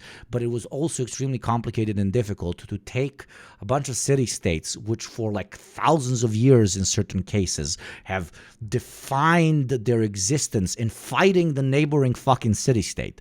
Sometimes the most similar people to them culturally, right? But we somehow made it work. And now nobody is doubting. Everybody has naturalized the idea of the nation state. Through similar historic consolidation steps, that is also possible when it comes to the logistical structure, the logistical organization of the whole fucking thing, in between nation states, into federations and eventually into Unitas Mundi. It's a win-win. The futuristic idea of the wider human union simply seeks to scale this up. While the sectors will have as much sovereignty as practicality allows, including representation in the central governing body of the union, just as a modern county does today, they will also have responsibilities to said union. And if you're sitting there confused on why one would abandon their sovereignty for the benefit of a larger whole while also benefiting from said whole, I simply ask you to follow through on that logic. Why should Berlin feed the rest of Germany when they have their shit together? Just file for independence. Hell, one of Berlin's neighborhoods is outperforming all the other ones. Maybe it should file for independence too. No.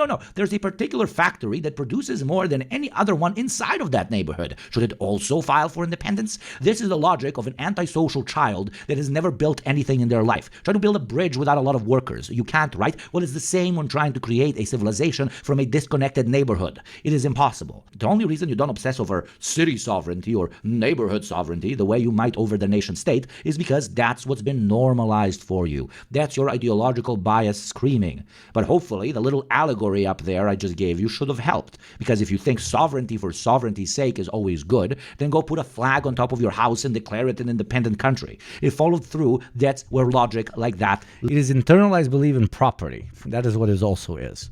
Okay? You cannot be a communist that advocates for the abolition of property as such and believe that sovereignty for sovereignty's sake is also a valid take to have. Because that's the argument for property. Why social contract? And unironically, a fucking poli-sci major walked in. Yeah. Property good because undeniable human right because I said so. Sovereignty good because German different to Pole. It's unmaterialist. It's not materialist. It's un-Marxist. It's dumb. Leads. Speaking of dumb, so are ads. Like the ad is going to play in the next 2 minutes and 45 seconds. If you would like to support what I do when I make videos, or if you would like to support what I do when I sit here embarrassing myself in this mask and scream about political theory, do consider becoming a sub and avoiding said ad for $6 a month or for free through Prime. We also do some mutual aid here in YugopnikTwitch, digital mutual aid, where for every 10 gift subs, I give my own money for another 5 gift subs because I want every single chatter to be a beautiful, beautiful child soldier, which is what we call our subscribers. Thank you for even considering it. Ad plays in 2 minutes and 50 seconds. And let's continue watching this. I think this is a fucking annoying Balkan guy talking about internationalism. Jesus, what a stupid fucking idea. Don't you know that I am superior? I'm a superior Greek over the dirty Albanian hordes, which are superior to the Bosnian degenerates. Don't you know that the belief in nation-state hierarchy is actually super based, communist, and anti-imperialist? If not, open yourself up. The same way you can love your city, work for your city, care for your city, while also being a part of a larger whole. You can love your people, work for your nation, care for your land, while also being a part of an even larger whole. Consolidating does not mean that you hate who you are. If that was the case, we could use the same argument for city-states, right? Oh, I am a Venetian. How the fuck am I going to become Italian? That would mean that I work for Italy more than I do for Venice. No, you can do both. Following through on that logic would literally be like, why would I work with another human being ever? Why would I give anything to another human being? Because that's going to limit how much time I have to give myself stuff. Yeah, that's the mentality of a fucking virus. Two are not mutually exclusive. Hell, it's to the contrary. But okay, that's enough on the ideology of world governance. How do I see the formal structure looking like?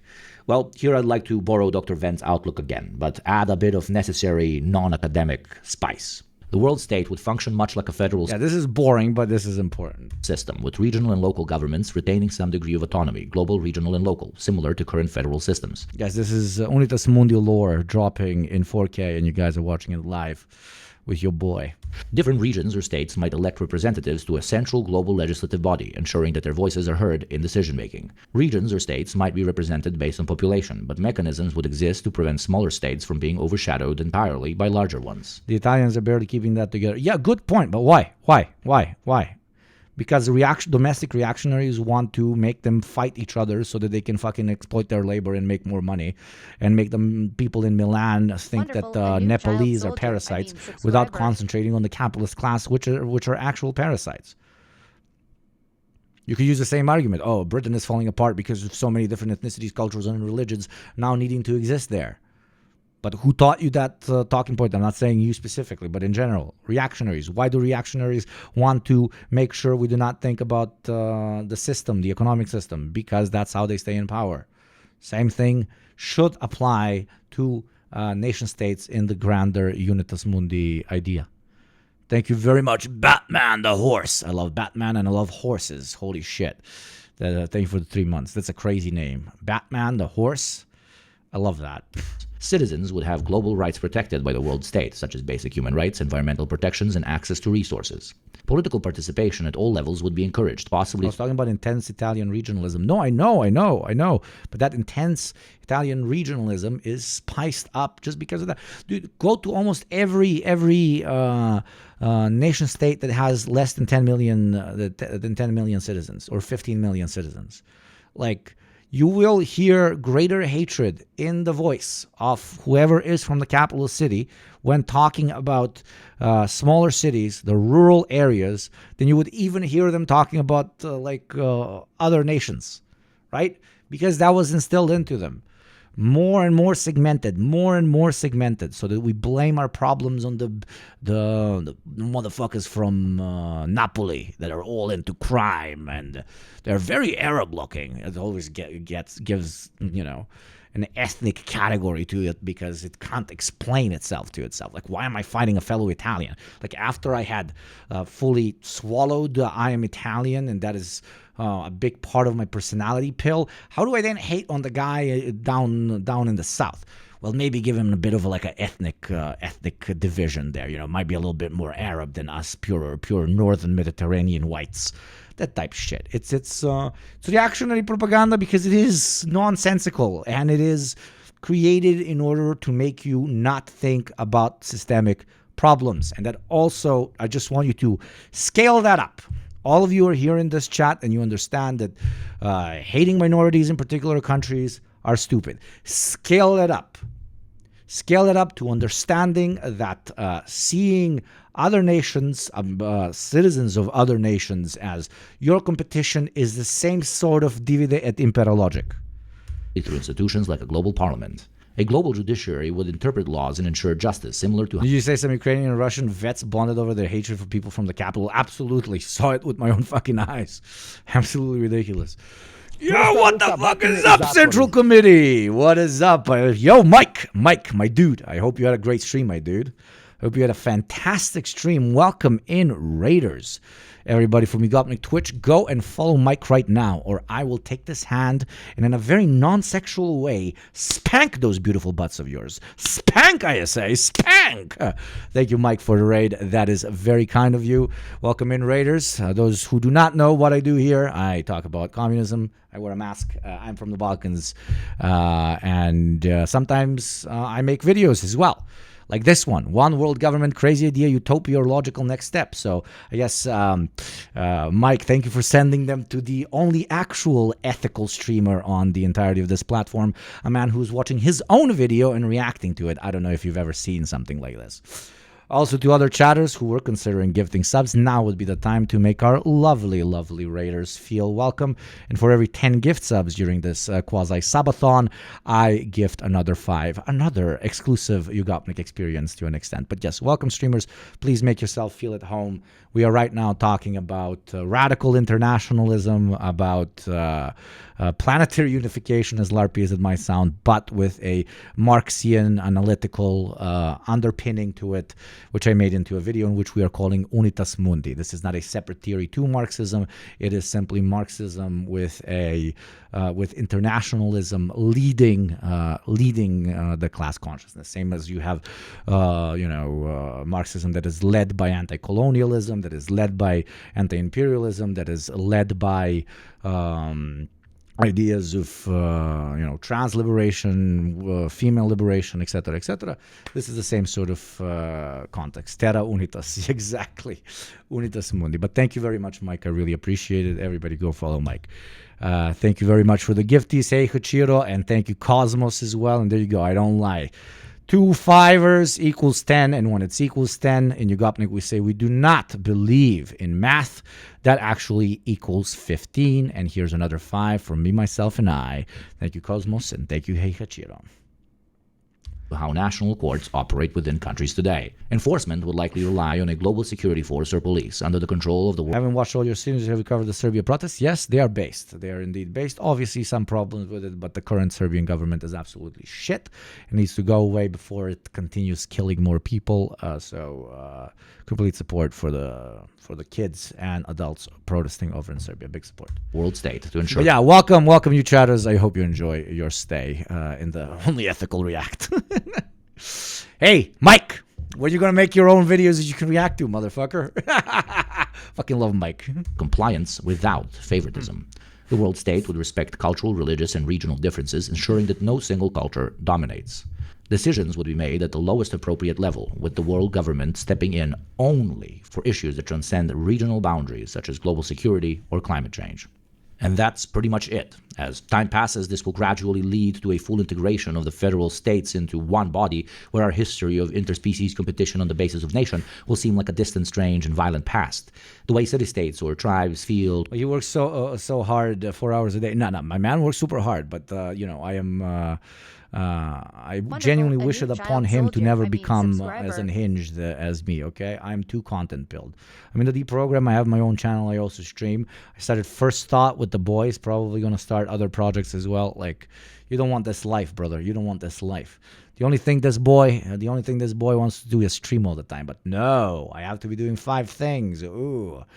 And be additionally over the top fucking disgusting and horrible, you know?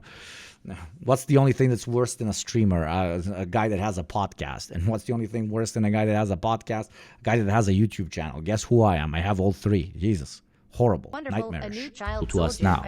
Most global issues driven by state competition will be resolved through this new system. Nuclear proliferation, environmentally unsustainable policies and industries, exploitation of less developed states by imperial powers, and lots more will likely be... There you go. For example, those 3 are very, very simplistic examples, but you cannot tackle imperialism.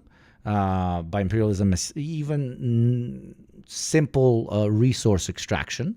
You cannot tackle nuclear proliferation, and you cannot tackle global warming, okay? You cannot tackle climate change without a grander, unitary, class-conscious movement with species first. Because with species first, at the crux of the ideology, species, class, and planet, the Holy Trinity, species, class, and planet, you cannot have a platform that puts stuff like climate change as more important than the simple profit directive of capitalism, right? It become a thing of the past because, well, global problems require global solutions, unironically. It won't be necessary. And if there are bad actors, they'll have a united planet with systems of checks and balances put in place to combat them. Thank you for the 7 months, baby. Okay, I'm sure that the more economically progressive among you have been patiently waiting for this part of the manifesto, and you would be correct to do. So this part for some of you chatters might not be that interesting because most of you are fucking dirty, disgusting communists to the fact that you're in here, just the same as myself. But this was supposed to be kind of the main bait and hook for somebody who might have come into the video because they are internationalists first and not really a Marxist. And this is kind of the part of the video where I tell them, yo, if you're an internationalist, if you think that the modern form of ethno-state and nation-state makes absolutely no fucking sense, you also have to be a socialist. Like, bruv, like you cannot have the cake and eat it too. And I explain why. even to some of you might be interesting. Let's see. Do so because most actions undertaken by a state are motivated by the domestic and foreign needs generated by the economic system it finds itself in, especially that of the highest grossing members of its state. Well, the previous part of this conversation showed how Sorry to sound stupid, this is a genuine question. How would internationalism work with anti-colonialism and anti-imperialism and work together? In the later part of the video it's addressed, and a little bit in the previous part of the video, but TLDR, you cannot destroy colonialism and imperialism in a capitalist world where nation states exist, because the accumulation of capital by particular centers of power, aka empire, will always use its quite literal imbalance of extra power that colonized and imperialized states do not have to exploit them. So TLDR, without global unification, you cannot have the destruction of imperialism or colonialism. Now, how do you stop resource extraction from happening inside of the global union? You need very specific structures that stop that from happening. And how do you create those structures? Obviously by introducing a socialized economy, but also when it comes to governance, scaling up the systems we already have in place that work really very well in very often inside of nation states over to the management of the different regions of our species, our planet, and our class from the centralized, from socialized authority. A world union addresses issues that arise from the existence of modern nations. So yeah, if you hate colonialism and imperialism, you cannot defeat them while allowing market-oriented nation states to continue to exist. And I will die on this hill. State governance. I think every Marxist should. This section has an even more important job. It needs to answer how a world union can address issues created by our current economic model. And that's the interesting part. It can't. Yes, you heard me right. A world state can't even exist under the current economic system. Why? Because most of the world currently finds itself in neoliberal capitalism. In my favorite. I love neoliberal capitalism. All my homies love neoliberal capitalism. What the fuck happened to my soundboard? Goddamn soundboard. What happened to my soundboard? What happened to my soundboard? No, my soundboard. Where's my soundboard? Capitalism, there is one overarching rule. Profit is king. The success of an endeavor, a firm, a conglomerate, or even a state is defined by how quickly and how much surplus value, profit, it can generate. In such a system, over time, more and more money is concentrated in fewer and fewer hands. At the moment of the right... Well, let me see if my thing works. I'm Hitler's top guy. What am I gonna do? Adolf Hitler chose me to lead the revolution. Okay, it works. In this video, 81 billionaires have more wealth than 50%. Why are you watching this this YouTube channel? I've read on Reddit that this person's very toxic. Yes, an incredibly toxic piece of shit, bro. Kind of annoying guy, dude. Have you heard that he's a communist? Percent of the world combined. 81 billionaires. This imbalance of power between those with so much capital, which snowballs into even more capital, and those with nothing, who struggle to achieve the bare minimum, should be an unsurpassable moral indignation of the system on a moral, spiritual, and practical scientific basis. But even leaving all that to the side, it is systematically impossible to advocate for planetary unification when the wealthiest, most powerful, and most influential people in the world have a vested interest. That's why even in sci-fi, when you see a unified planet that still domestically operates on a scarcity model or that utilizes markets, is insane, because markets equals separatism. Okay, unless the domestic dominant class has such a massively vested interest in keeping them unified, aka the modern nation state, in order for that not to start falling apart. And that is only realistic as good writing, in a sci-fi setting if humanity is actively at war all the time against another species. But if you see a sci-fi depiction of a united humanity where markets still exist and it's not at war, it makes no sense for basically the domestic super wealthy to keep it unified, because that's not how you make most money. Interest in the opposite. Divide et impera from earlier, but with a class distinction. This isn't even a moral argument, it's reality. In modern capitalism, the only people who decide are the titans of industry, and they have absolutely no interest in pursuing what we're talking about here. The dream of a united species is impossible when the most powerful subsection of said species literally profits from their division. The only way... And that is why I unironically call them traitors to the species, because they are. They are actively sabotaging necessary change for not the betterment of our species, but for its very survival, aka climate change, nuclear proliferation, etc., etc. And the most powerful subsection of said species. They are anti-human, yes. They are traitors to their very species. Species literally profits from their division. The only way to remove this obstacle is to remove the very system which allows for a subsection of the species to yield so much power. So this is a classic Marxist take. I'm just lifting it up to the species basis. Okay? That's it. Not doing anything else. Not doing absolutely anything else here. Therefore, I'm sorry to say to most liberals and conservatives in this audience, I'm basically saying that it's even worse than what us as classic socialist anarchists, etc., see in the analysis. You know, in the analysis, in the classic Marxian analysis of the class dichotomy, we see it as a incredibly alienating tool that removes us from the very core of what it should mean to be free and to be and to be human and to experience being human. But I'm taking it, I mean, it's said by, I'm not inventing anything new here. I'm just repitching it, basically. I'm also giving it a pure biological kind of underpinning, because it is not only like spiritually devoid of meaning, but it's also biologically anti-human. It leads us to literal physical extermination if allowed to run amok. Without the replacement of the capitalist system, our species is doomed to petty divisions, and our dreams of the stars will only ever be just that, dreams, or, ironically, for-profit shows. But okay, these are pretty open conclusions. Can we have details, you might ask? Well, sure. Let me give you some reasons capitalists don't want a unified future, oversimplified.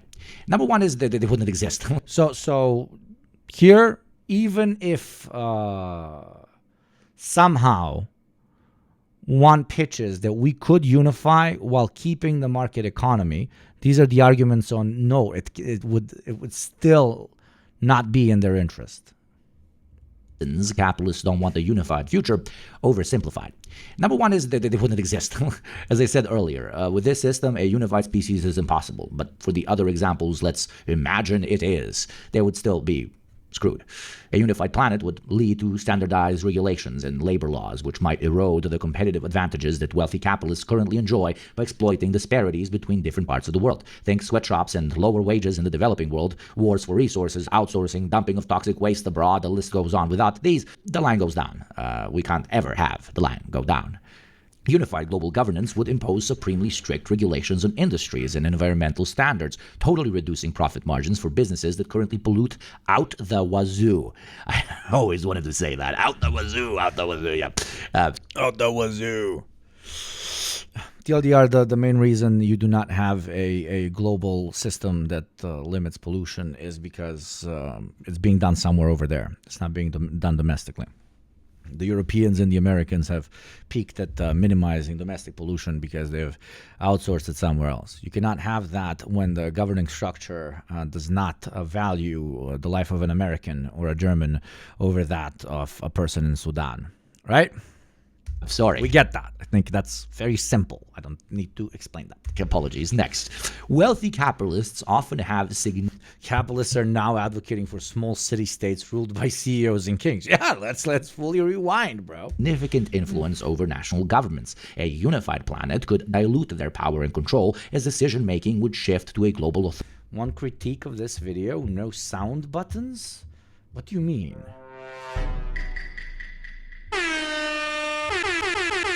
Already might not be as easily influenced by individual wealth or corporate interests.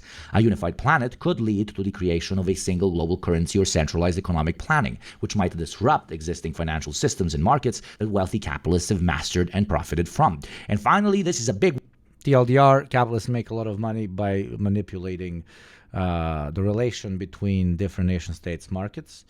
You will not be able to do that because there's no. Do I need to explain this? One, no tax havens. Like, I think just this one. This is so simplistic but so true. Fitted from. And finally, this is a big one, no tax havens. Like, I think just this one would make the capitalists rather cause nuclear Armageddon than see unification. These examples are just me scratching the surface, but I think you're smart enough to get the point. Capitalism equals no unified planet. When it comes to the economic model of what is to come, it will depend on the post-capitalist system which is won out before the wider species unification begins. In my personal belief, this economy will likely necessitate a hyper-technological socialist central planning system, which maximizes the utility out of all of our planetary resources, labor, intellect, tech, and what will now be called global industry for minimal environmental damage and maximum on average output for the elevation of everyone's life. Basically, when you expand both the socialized economy, but then you expand it globally to a species level, there's more input. There's more input on just how much something costs. There's far less input on how much a piece of clothing that is being sold in the United States pollutes, how much it impacts an individual's life that had to get the cotton together, then how much of an impact it had on the workers that sewed it together, then how much of an impact it had on the fucking boat people, the truckers, the domestic, okay, then we get to the domestic seller, etc., etc. Because all of that is happening over there and wherever we outsourced. In a global system, you no longer have outsourcing. You can already account, okay, in the socialized economy, you can account for all the factors on the entirety of the line. Something that even a socialized economy in one country will not be able to do when it's relying on resources from abroad. Because sure, we might be running a socialist economy domestically, but we have no idea how that fucking cobalt that we're using in whatever we are producing was made, was extracted, was design, was etc., etc. So if you actually believe in, a hyper technology, which is something I believe in a hyper technologically advanced economic management system of a socialized economy, you gotta spread that shit. Standards. This, of course, will be no. In our current system, capital is what the fuck? Capital is easy, I apologize. Is easy to move, but labor is not. And it's therefore able to easily exploit cheap labor by making countries compete. Beautifully put. Terra unitas. So easy feat, but to repeat myself, if we could crawl out of the cave to now unitas mundi, conquer the skies, we can find a superior model for the management of a people's economy. And we will. But for those of you asking what's in it for me, well, how about you or your kids never go to war because there's no them to go to war against? How about full value for the work you put in, not just scraps your boss tosses you? Full freedom of movement, but also the privilege to stay and develop your own community as its resources are no longer plundered by some faraway land you'll never see? How about access to every advancement of every category independent of how far from you it's coming from? How about having more purpose in life than hoarding money and competing over who has more? How about dignity for you and your species? Let's face it, we have little to none today. Dignity, the ability to speak about fellow man as a whole and not have to follow that through with is evil, with is corrupt. Imagine. Fucking purpose. That at the baseline of it all is our purpose. Imagine that. Dignity. Hopefully at this point I've convinced one species on one planet, and yet somehow the standard opinion of our species, the most typical one, is one of dread, one of hatred, one of animosity. That is not normal. That is not the natural status quo.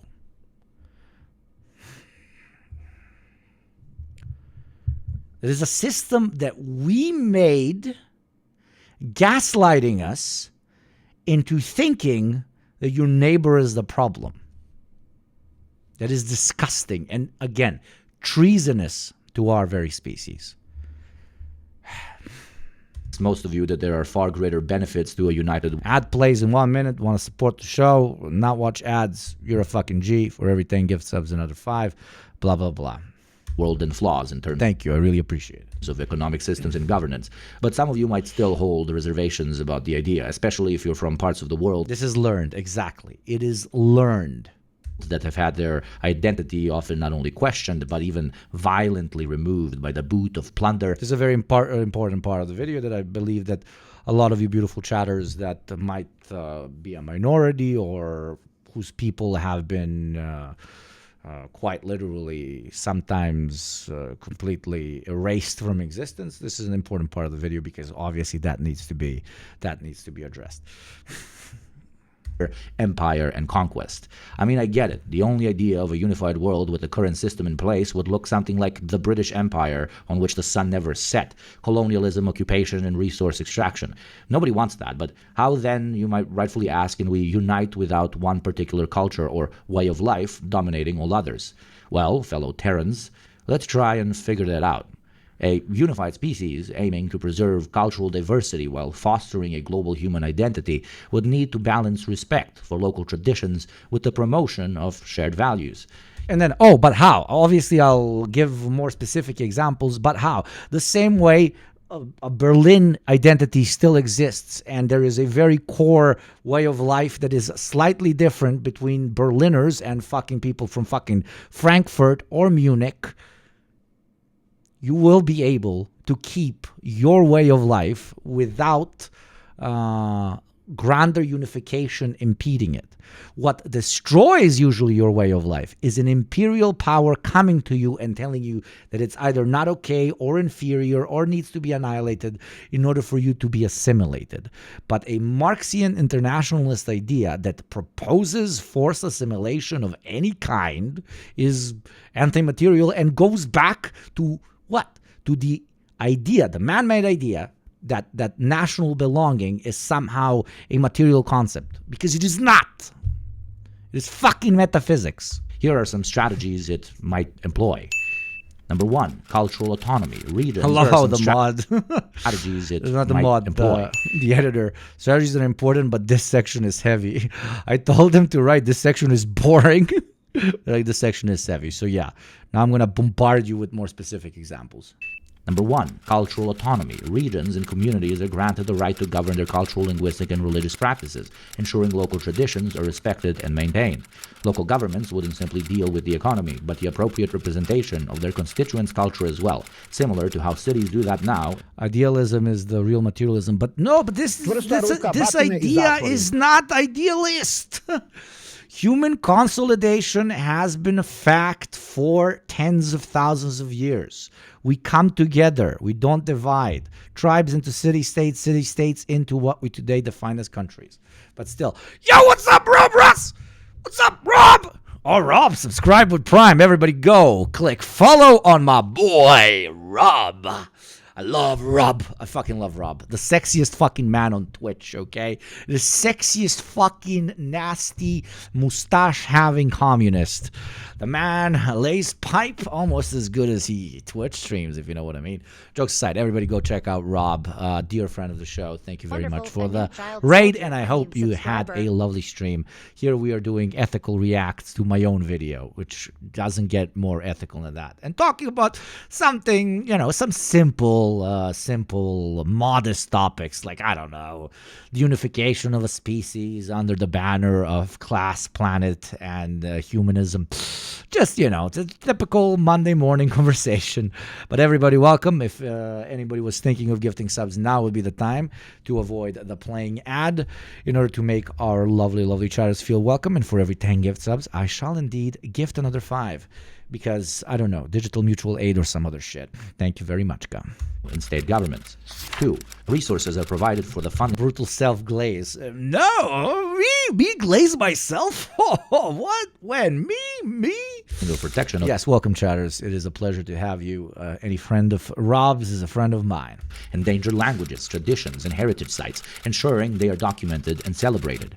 Education systems will teach with equal value both local history, language, and traditions, alongside global curricula, fostering pride both in cultural and wider human identity. Global exchange... but that might make certain cultures commingle and then extinguish... No, that is cultural imperialism. Here they will actually commingle and create something new. Okay?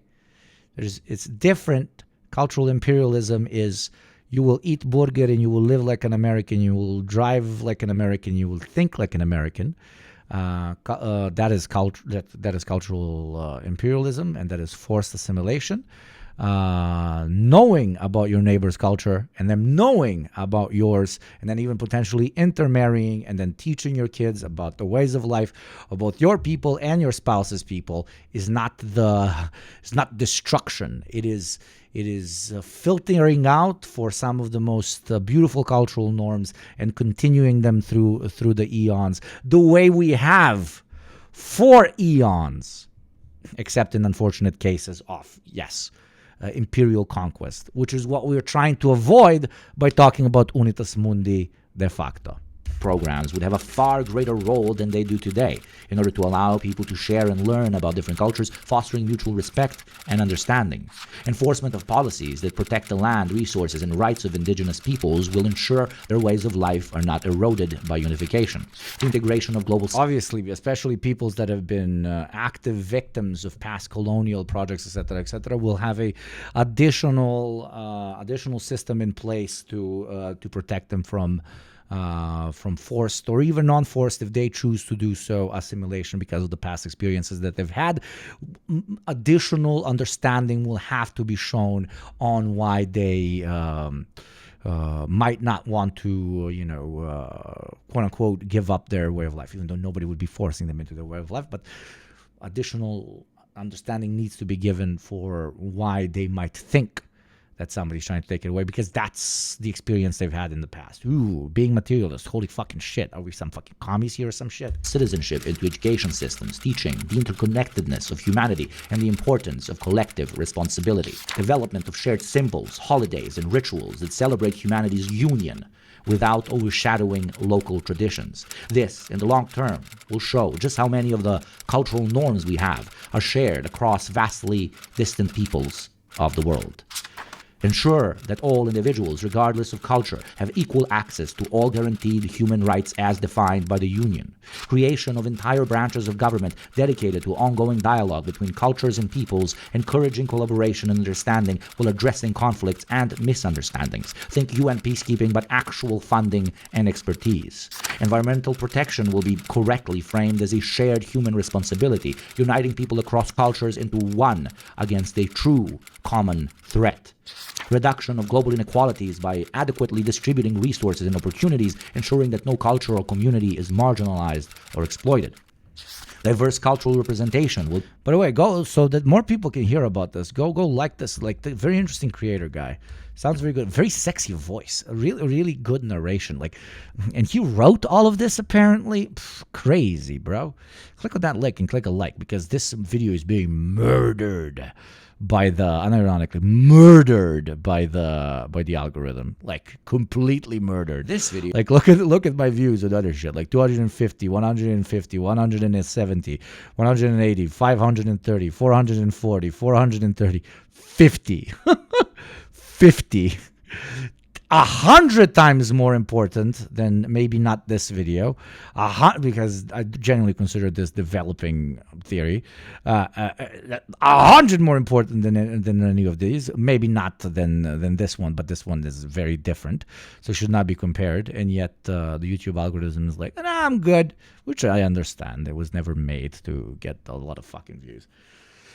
To be ensured and mandated in global institutions so all voices are heard and respected in decision-making processes. Refer to the governance section for more on this. Finally, the main cultural pitch of the Union will be to encourage the idea that individuals can embrace both their local culture. Your uploads are not as consistent as they once were. I don't know. That might have something to do with me streaming, maybe, and also I don't want to make videos for the sake of making videos. Here, look at this.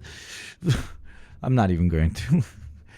If I could make a video a week, fucking easy, but that's not the point. True identity and a global human identity without one negating the other.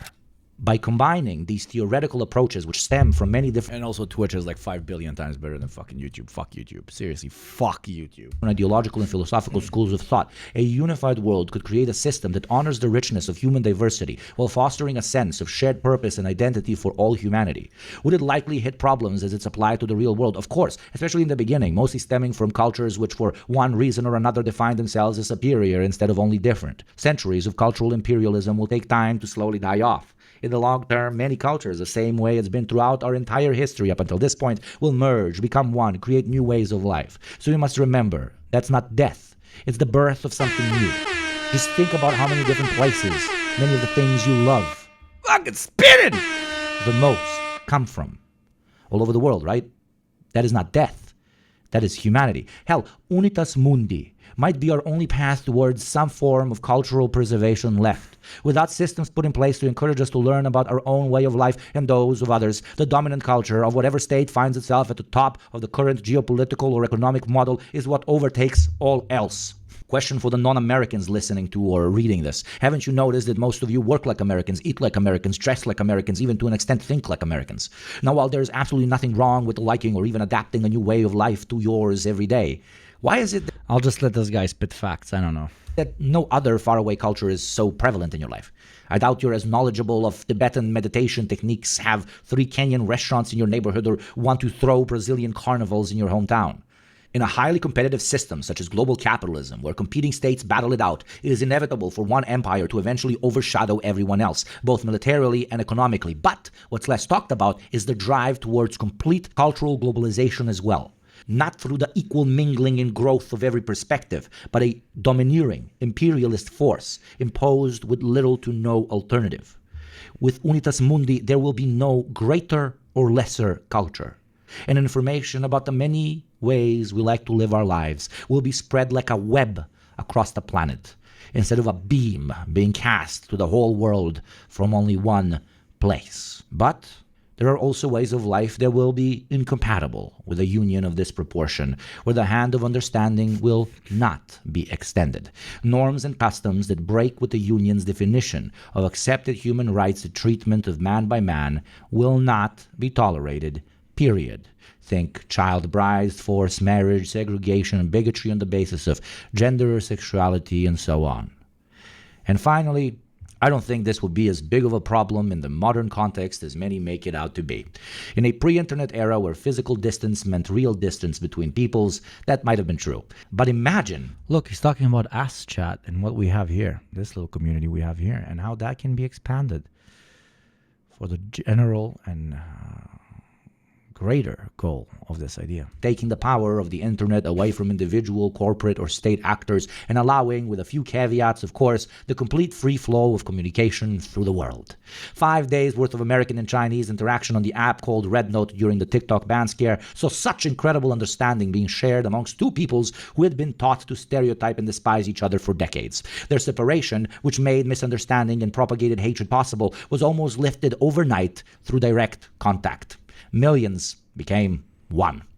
The more we talk... An incredibly tiny example, but a very, very recent and very, very powerful one. The more we understand that we don't only share similar cultural norms, where the internet was actually utilized for what the original idea for it was. And we're talking about 1 week, right? We're talking about decades of American propaganda about what the Chinese people are like and what the Chinese way of life is like and what the Chinese system is like. Decades. And then, at least for the people that were on the platform, a matter of a week, completely crushing that. Now imagine utilizing it, systemizing it, and utilizing different platforms, different algorithms, etc., for a global internet that can allow this sort of massive exchange. Fucking hell, bruv. Ways of life, but the truest, most core identity of them all, our humanity. The more barriers we remove, the more apparent that truth becomes. And I can't think of a bigger barrier than a species divided. Culture, government, economy. We've explored these 3 categories from the subjective perspective. Planet, class, species. Of where humanity is right now and on a relatively surface level. From the perspective of citizens of nation states, hostages of capitalism, and the results of cultural imperialism. These are simple directives on how Unitas Mundi could look like or come to be. If you'd like me to develop the theory and perspectives further, please do tell me in the comments, subscribe, or consider supporting my Patreon and reaching out to me there with ideas. As I've said earlier, nobody before us had the privilege of having the internet, so let's utilize it as a global tool for a global community. Our future is uncertain, maybe more than ever, or maybe that's what every generation said. I am not sure of many things, but the human drive towards greater civilizational leaps is undeniable and coded in our history. To believe this is our peak, an invisible dot floating through space filled with apes who no longer fight over bananas on trees but bananas on flags, is simplistic and treasonous to our very humanity. All human-made systems which stand in the way of Unitas Mundi must be recognized as no longer serving greater human interest and disbanded or replaced. They are to be treated as anti-human because that is exactly what they are. A world and species united is our destiny, an idea that millions have explored before us and billions will in the future, continuing with you and me. Unitas Mundi. Hi again. That was the video.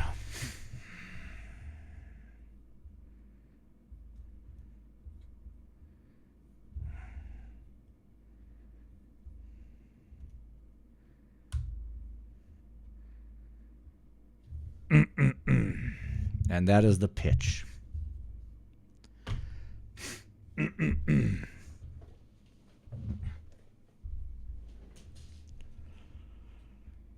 Now, I would like to genuinely thank you from the bottom of my heart for having joined me on this wonderful day. I will see you tomorrow for another stream. Now I'll send you to my Unitas Mundi comrade over in Hassan's chat.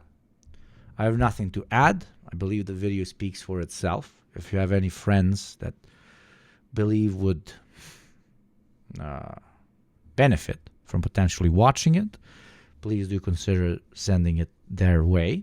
But more importantly, please do consider joining the Discord, hitting me up in any sort of way if you would like to contribute to this idea more, streamlining it more, talking about the more pragmatic aspects of it, criticizing the current aspects, but with solutions, please.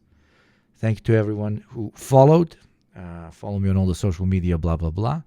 Thank you to my beautiful mods, without whom none of this would be possible. If you're here and you haven't followed, it's literally a button click. I stream 3 to 4 times a week. Join me next time. And thank you to everybody who subscribed, for putting food on my table so that I can write this sort of stuff, so I can talk about this sort of stuff, and most importantly, so I can spend some time with you pieces of shit, and we can have some fun. Eh? That never hurt nobody. Never hurt nobody. Now go over to Hassan and spam the name of the good old Yugo. Thank you very much for joining me today. I will see you tomorrow. It's been an absolute and utter fucking blast. Unitas Mundi.